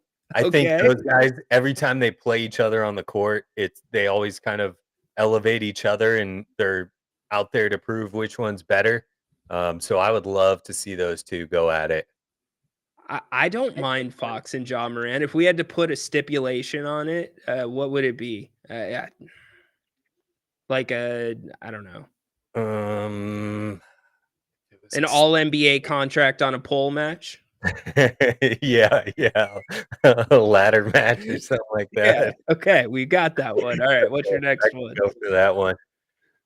Let's go with Malik Monk. I would love to see sort of the heart and soul of our team go up against another fiery guy in Russ Westbrook. I think that would be a fun matchup there. Ooh, I don't disagree. Now, Malik would be like a mega baby face in that one. The John Morant, De'Aaron Fox one might get boos on both sides. Yeah. But Malik and Westbrook, I could get with that. That's got to be hell in a cell, because Westbrook would try to get out. Yeah, I think you gotta trap those dudes inside of a cage and let them figure it out. You can't escape. We're gonna determine a winner by the end of this one. Dude, I'm totally with you. I can hear JR right now. That'd be a total slobber knocker. All right, next one. Let's go with DeMar. I would love to see him go up against Kawhi Leonard. I think two LA guys, both a little advanced in age. I think DeMar takes the injury cake there. So I think DeMar would come out on top. Kawhi's going to find a way to disqualify himself or not attend the match. So I think it'd probably be a DQ and DeMar would win by default. I think that's a retirement match, right? Yeah. That's totally got to be a retirement match. For both of them? Or no, loser retires. It's got to be a loser retires. It's got to be loser. One of them's partially retired. He's got 1 foot in. Yeah. Looking for, I love that Kawhi guy does not want to play. What's I love Kawhi. I love Kawhi too. That's the thing. SDSU brother. But yeah, he's got a lot of stuff going on. His family got evacuated. JJ Redick lost his damn house. Lost his house. Going to be there to coach the team. But Kawhi will not be. All right, next one. How about this? There are so many siblings in wrestling, and when we talk about Keegan Murray, why not put him up against his brother Chris? A little brotherly unlove or whatever you want to call it. I'd love to see those two go at it, and we'll decide who our tribal chief is in the Murray family. All right, I can't even argue with that. That's perfect. All right, last one. And Domantas Sabonis. How do you not pick Draymond? It has to be Draymond. Retribution. This is the rubber band match between these two. 100%. It's got to be Draymond. It's got to be Draymond. And I was thinking about, is it Joker, something like that? No, it's not. It's Draymond. We're gonna settle it. It's for sure a first blood match. It's got to be how about an I quit match? That would be a fun one. Well, no, then it's over. Domas is never gonna quit. Draymond will quit. He's one of those weaselly little heels. Flores says Cousins versus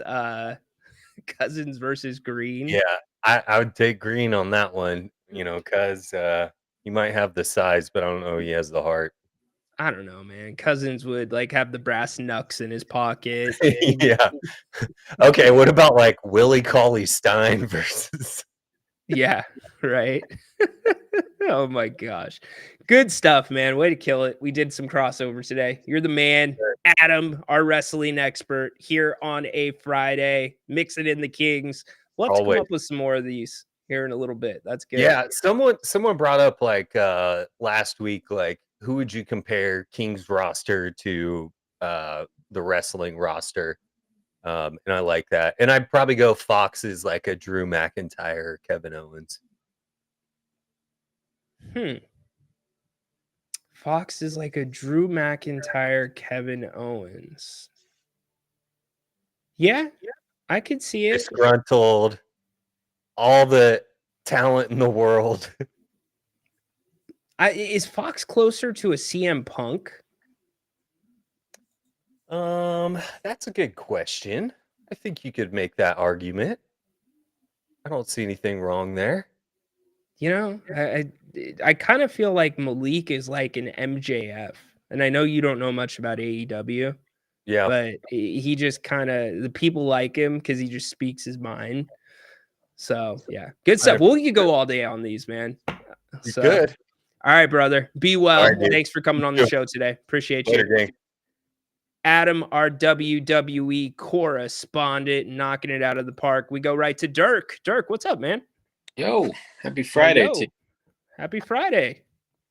Can we stop with the Mark Jones hate, guys? I mean, getting deep in his bag like there's fries at the bottom, that's an amazing cut. I gotta say, you can like Grant Napier and Mark Jones. I mean, they're both do some amazing calls. How do you feel about it? I don't think you can mention the two of them in the same sentence. If you're yeah, so I'm saying I don't think you should mention them in the same sentence. I think you have to draw a line between the two different Mark Jones. Are you talking about Mark Jones on a national broadcast or Mark Jones on a Sacramento broadcast? I mean, I guess if you put Grant Napier with Katie Christensen, you might notice some similar challenges there. But yeah, I would probably put him on that national level. Katie is in dire need of some feedback, I think, but I don't know that that's available in this organization. So, yeah, look, I was speaking with somebody that's very familiar and close to that situation, and they talked about consistency, and it's just not there for Katie. It's really important to be able to work with one person all the time, and you jump back and forth between Draper and Mark. I don't think that's the easiest thing in the world to do. But yeah, look, I'll get on Katie about this. She's got to be really careful with what she's doing with the referees. The referees watch, they listen. The referee association's paying attention to that, and it's not like a once in a while thing. It's every game. There's something that it feels like she almost needs to walk back, and I get that she's a fan too. She's played the game. She's got some fire in her. I would probably be the same way if I was calling a game, but I think she's got to pull that part of it back a little bit, because I remember Grant Dirk telling the story about how he said the refs were wrong, and he went in on the broadcast. The refs ended up being right, and the refs knew about it, and he had to go up and apologize. And go ahead. I would say from your criticisms, it sounds like you're coming from a perspective of professionalism, but from my perspective, it's more as a consumer of the sport. What I don't like, Katie has some good qualities as a commentator, but it's the rambling and the inefficiency at which she speaks. Like, I'm just used to the flow being, fact, opinion, really quick. Like how Jerry Reynolds would get to that point quickly, but it's always a run-on sentence, and now we're into the next play, and then they'll say something that's like the opposite of what is happening, almost like the head's down. They're not looking at what is going on in the game. When my 6-year-old is saying, "Shut up, Katie," like that's a problem. Like he shouldn't be able to pick up on that stuff. Anyway, I hope she does well. I wish somebody could give her some just mild feedback, but sure, I hear you. Don't think that's happening. On to the game. I haven't watched the Celtics at all, but I understand they shoot 50 plus threes a game. Yep. And that has been one of the Kings' weaknesses. I don't know. I was late to your show, so yeah. The 3-point defense in particular, has that improved under Doug Christie? No. Well, you can't give Doug Christie all the credit. It started coming down during the Mike Brown. Towards the end of the Mike Brown time, that number was beginning to come down. Now it's dropped to 22 under Doug Christie. So there's been a bigger drop under him, but they're driving Dirk. What they're doing is they're driving people off the line. They're not leaving the strong side as much as they were leaving the strong side under Coach Brown. You and I have talked about it all the time, where you would see somebody helping with their man parked in the corner and then have to run out and try to defend them. That's not usual in the NBA. Gotcha. Something else you and I had talked about that seems to be the opposite of what was happening is you and I, or at least I brought up with you, like a criticism of relying on the players to call the plays, where in his first season he was calling plays. And I get the sense from some of the comments that I see that Mike Brown was trying to have them run specific plays. And now they're being trusted more to do that. So it's funny how the perception can be opposite of the reality, at least from a player's perspective. Regardless, I'm not anticipating a win. Yeah. But if they play hard and keep it close tonight, I'm still going to be high on what we're seeing. For sure. And I'm just curious, like, I know I missed the early part, but your expectations of tonight, what are our chances? I think that they have a better chance of getting this one than they do Milwaukee. Somebody asked me for a percentage. I put it somewhere around 35%. But my expectations are exactly what you just said. If they go in there, they compete, they play hard, they're physical, I can live with the outcome. And just one more thought in that second statement you had about Milwaukee. I feel pretty confident to any game we walk into against the Warriors right now. Mm-hmm. Because of how we're approaching Steph Curry. I think we figured out how to defend Golden State at this age with their current roster. Even Curry, we just don't give him any chances. He actually shot extremely well in that blowout loss they had, because the few times he did get open, he succeeded. But in that first Bucks game, I feel like they shut Dame down for most of the game, employing that same strategy by taking him out of the game. So if you agree that they did well at that, he ultimately had to hit a game winner, which was so deflating because they should have won that game. Right. If they can neutralize Dame in that same way, is Giannis the only threat, or who are the other threats that I'm not thinking about that make you feel confident we're not going to defeat them? I'm not a fan of any of the matchups with Giannis. That's what really worries me. I do like the supporting cast as well for Milwaukee. Dame's not my biggest concern. My biggest concern is definitely the way that they run the pick and screen, or the pick and roll, and the cross matches that are the result of that. So that's kind of, Milwaukee also likes to play a much slower style than Boston does. So those two things combined, that's why I don't like Milwaukee as much as Boston. I think you can get Boston to try to play your style with you if you come out and set the tone with them and get them to shoot a ton of threes. Gotcha. My casual attention span towards teams outside of Sacramento really hurts me at times, because earlier in the year they were just abysmal. People were talking as though this team was done, and now they're a team that, at least you feel we don't have a good shot defeating. Well, I just they're bipolar. Like somebody said it. I think it was Kenny Smith that said it during the NBA Cup. He's like, I would not take Milwaukee to win a 7-game series, but I would take Milwaukee's one of the teams that I would take to win a one and done situation because of the guys that they have. And I think that there's something to that. I just think the Kings and Milwaukee have played very close games in the past. You pointed that out. I thought one of the best games the Kings played their playoff year was against Milwaukee, which they ultimately lost. That's the one where Trey Lyles got into the little altercation with Giannis, where Trey ultimately kind of hurt his shoulder in that altercation. I just don't. Portis has always been a problem, just like John Collins has always been a problem for the Kings against Utah. I don't like it. And so with Milwaukee, you don't know who's going to show up. They might show up bad, they might show up good, but they usually end up showing up pretty well against the Kings because of the matchups. Well, I'll take a bet with you. Not a real bet, but I don't think we win tonight. But I think I'll bet you we take Milwaukee. All right. Let's do it. All right. Gentlemen's bet. Dirk has Milwaukee.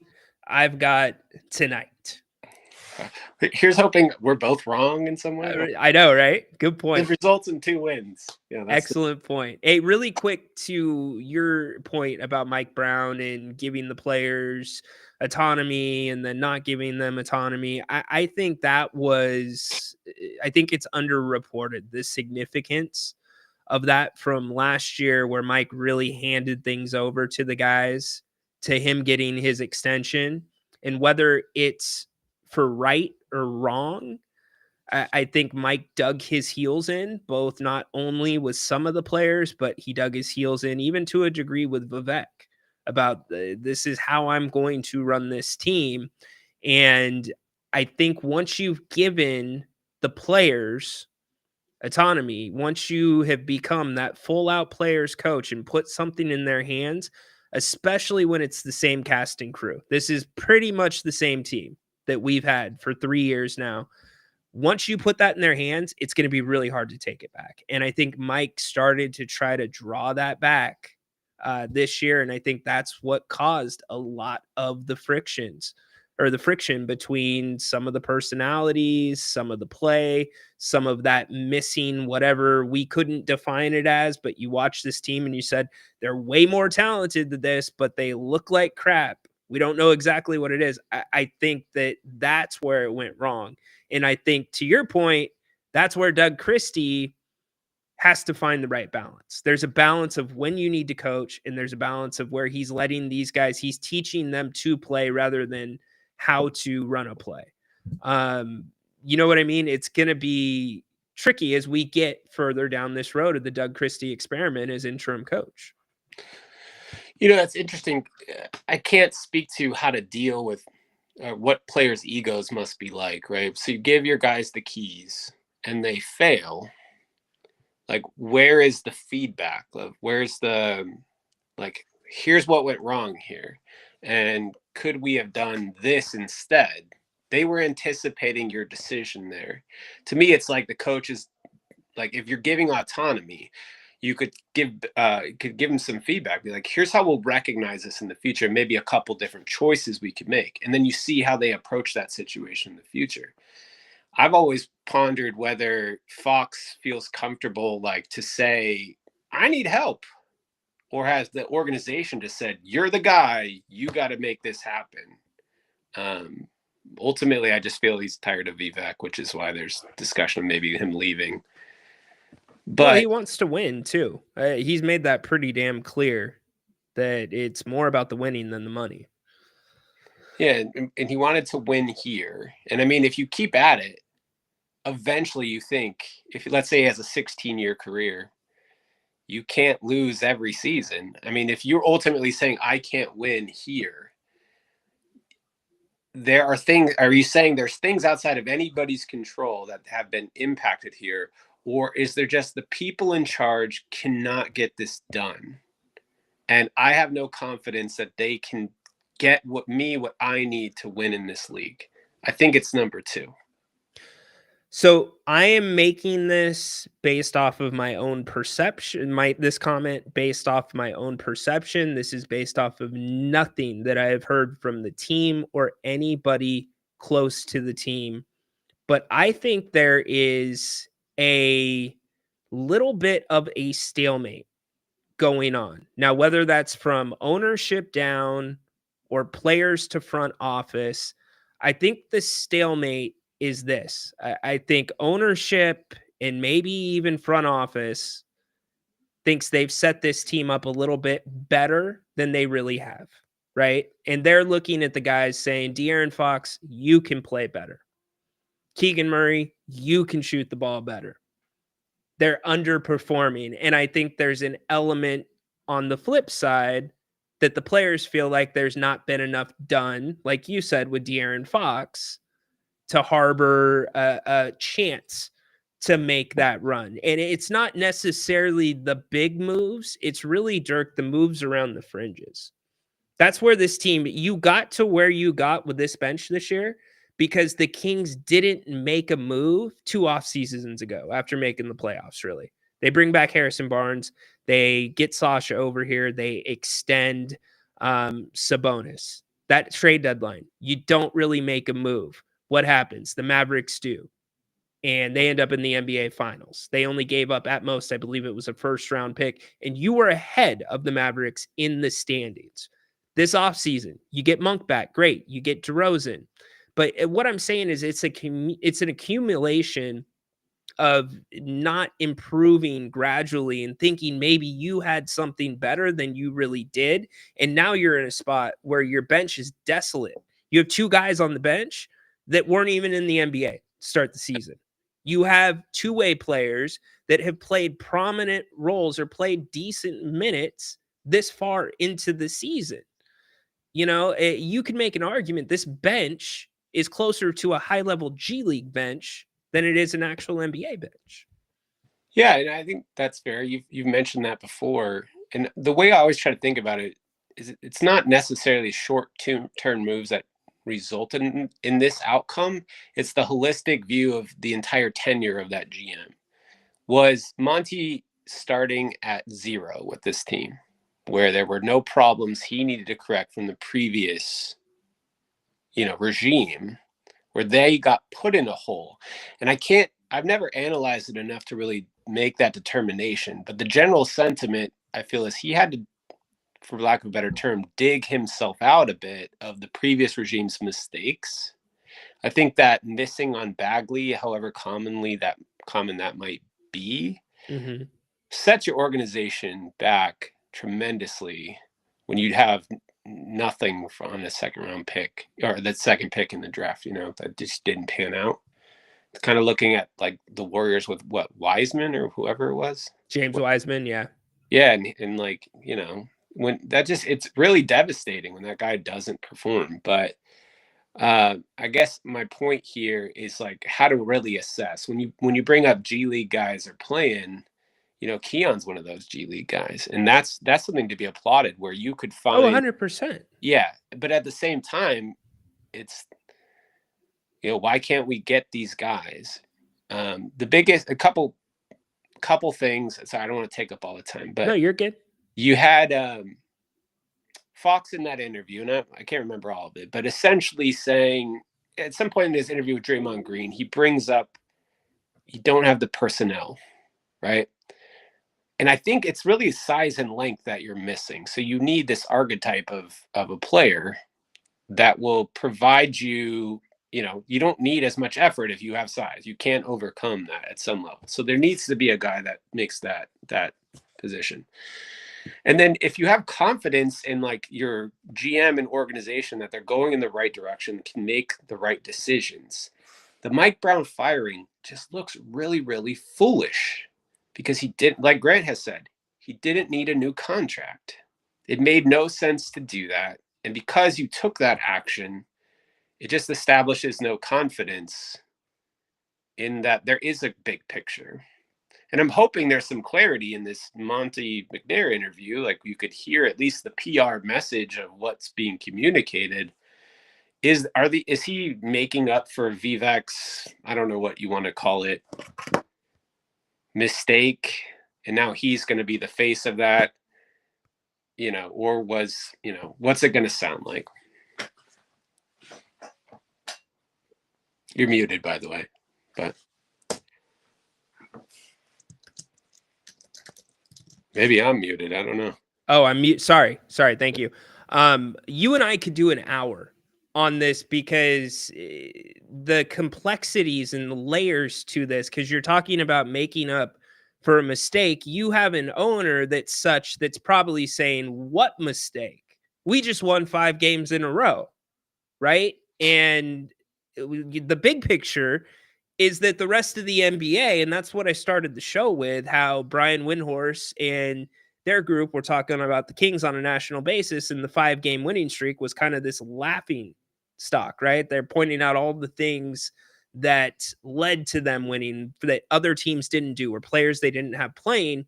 But the reality is, because of Vivek and the type of moves this franchise has continued to make with coaches, even through owners, you're not going to get top level coaches that want to come to Sacramento. You're not going to get top level players that want to come to Sacramento because of this quiet storm that's always brewing behind the scenes. And there's even an argument to say Doug Christie, if you had to point at one coach on that bench that Vivek really had the year of, it's Doug Christie. And he got selected over 3 other coaches that were more in line or should have normally in the NBA been selected for that job, which even makes the Kings look even funnier. So now if you're Monty McNair, it's like, hey, Vivek, we're a laughing stock. And then if you're Vivek, see, Monty, I told you Mike was the problem. Look at the offense. It's humming. Let's go back to 4 on defense. You get what I'm saying? And you've just got this whole mess, and that's the Vivek Ranadive experience. Okay, I agree with everything you're saying there. So here's what I'll say. If Doug isn't the job, and we can't attract top talent for coaches, what we need to then is take risk with new upstart coaches who are out of college, needing an opportunity. And that needs to be the coach of your team moving forward. Because any new upstart coach with a vision, if we can assess that talent, find a coach that can become a long-term coach and actually motivate these guys who, have been in the league, have, understand how to play. That is a path to success that could be sustainable theoretically. But if not, you're not going to change the owner. No. Forever going to, I'm super grateful we have a team. Like, I don't care what the national media says. It makes me laugh sometimes. It's like, Right. It just reminds me that national media, there are no good takes because they're doing Cliff Notes research about anything related to our team or other small market teams. That's why I like coming on this community, because we can talk to people who actually know this team, right? Yeah, appreciate it. But anyway, again, you're right. We could talk for hours. Let's just say go Kings, and I'll leave the mic open to other people. You're the man. Thanks, Dirk. Appreciate you. Always making it better. Dirk, very good call. Although I disagree with him about Mark Jones. I fundamentally disagree. And I'm going to get to your chats. We'll talk about that. Yeah, and also remember that Vivek, I don't want to say that it was part of the job when Mike Brown was hired, but the only carryover from that Luke Walton staff was Doug Christie to Mike Brown's. So interesting there. Look, that's a whole nother show that we can do about how does Sacramento earn the respect back? And I don't care about the national respect. What I care about is what I said just a second ago with Dirk, is that you're not having your pool of candidates for coaching, for GMs, your free agents. You're not getting a limited pool because your owner is basically disqualifying a quarter of them, or I should say the candidates are disqualifying you because of your owner. I mean, you can talk about Jerry Jones a lot. There's the Jerry Jones formula. You know what's going to happen in Dallas. It's going to be a yes man. It's going to be somebody that's over involved. It's going to be somebody that's out in front of the media as much as you are. It comes with the territory, and you're not there yet, Sacramento, but the territory is being outlined right now when it comes to what it's like to be under the roof of Vivek Ranadive. Only way that changes is Vivek changes or Vivek sells the team. And I think that's that bigger layer about all this. That's at the beginning of the show, what I was trying to get across about. And even when Mike Brown was fired, I'll take it back even further than that, not even the beginning of this show. But when Coach Brown was fired, it wasn't the move. It wasn't Coach Brown losing his job. It's how Coach Brown lost his job and the way the Kings handled it. That is just as big of a deal as Mike losing his job to a lot of people inside circles. Think about agents talking to their players at the trade deadline. How many times have we heard Pascal Siakam doesn't want to come to Sacramento? How many times have there been rumblings that Kyle Kuzma doesn't want to be in Sacramento?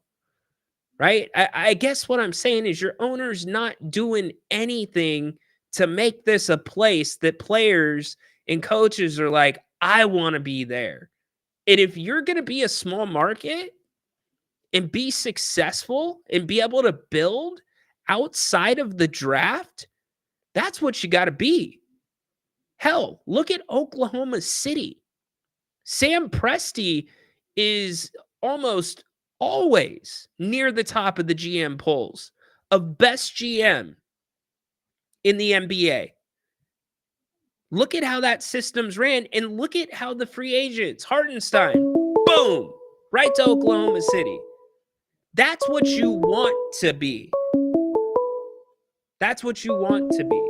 Let's go to the phones really quick. Getting a phone call. I think it's going to be Al. Al, welcome in today. Hey, Ryan, it's Al. Thanks for taking my call. I'll be quick. Are you almost wrapping up, man? Are you done? Or yeah, we're getting ready to wrap up here in a few minutes. Real quick, I couldn't agree with you more on the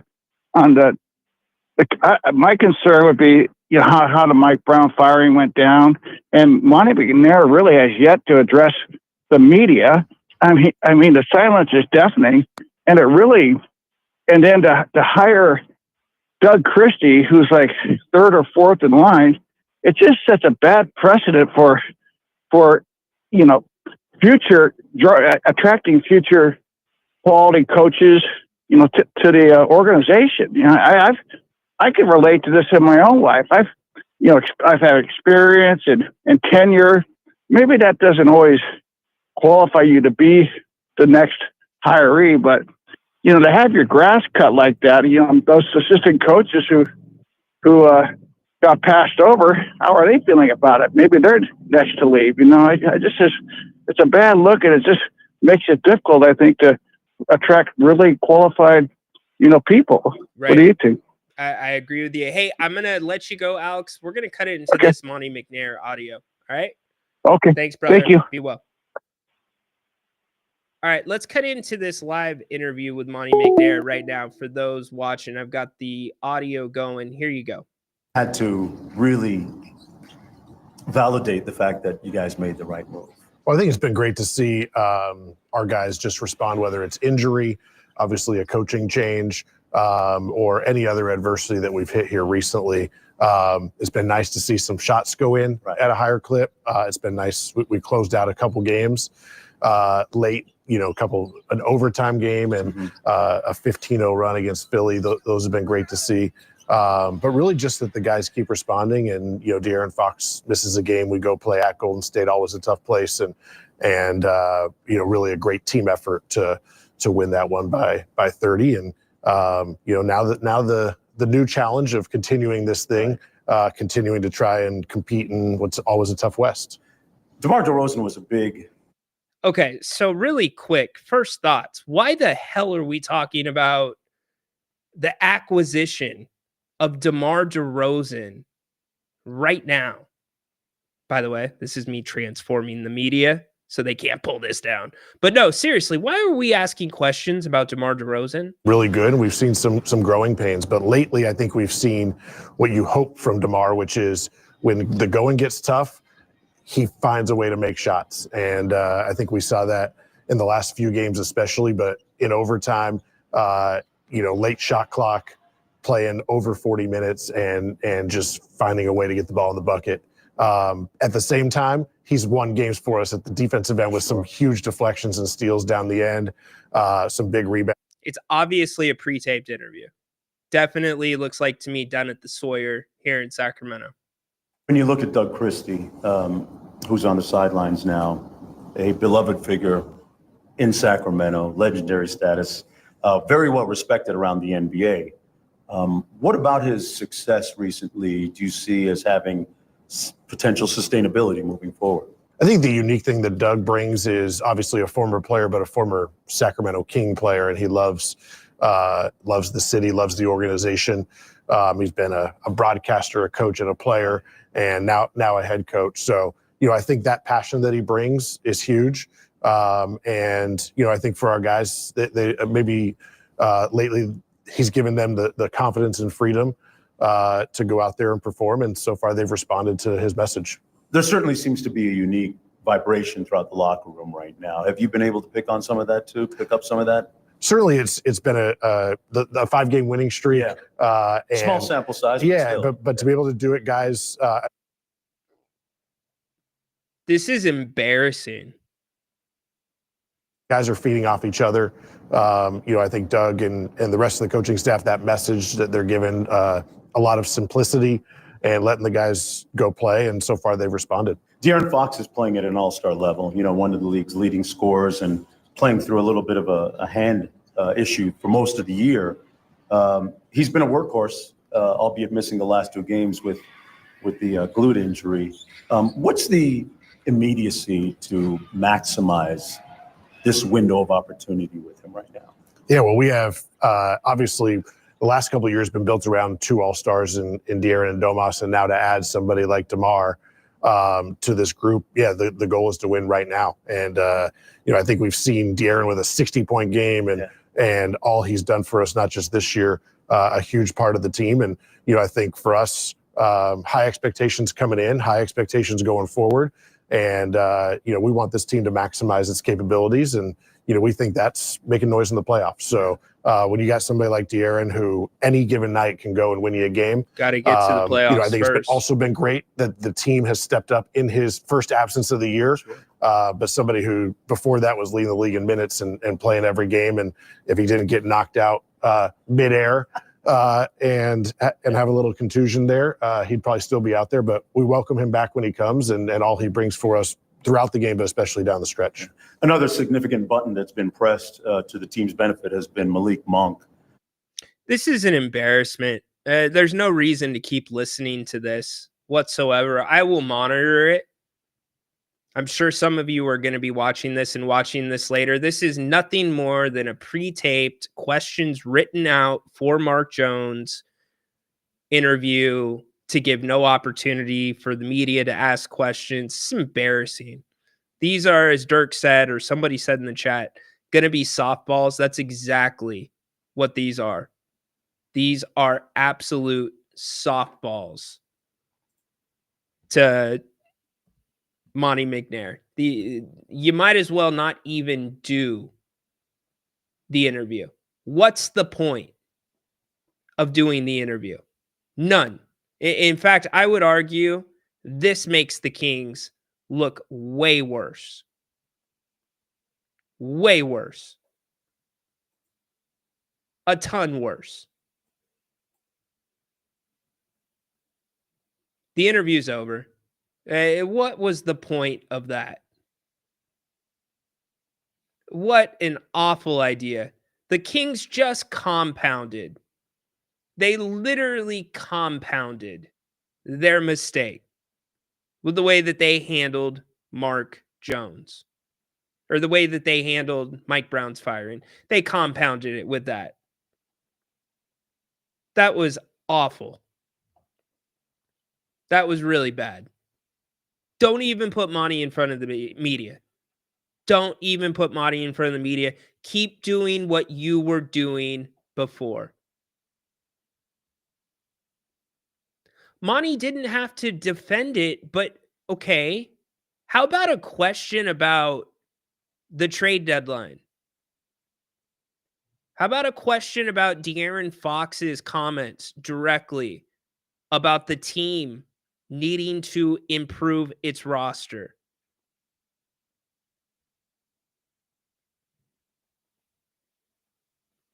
Yeah, that I completely agree with you. It's a trap. Completely agree with you. How about a question about De'Aaron Fox's contract coming up next year? He's got the rest of this season and next season. Monty, there's a big decision coming up with De'Aaron Fox. He certainly has made it known that he would like to get a supermax, which would require him to be all NBA.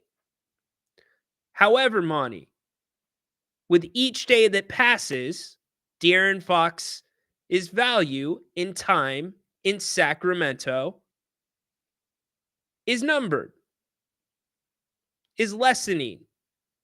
How are you in the front office planning to monitor the situation with De'Aaron?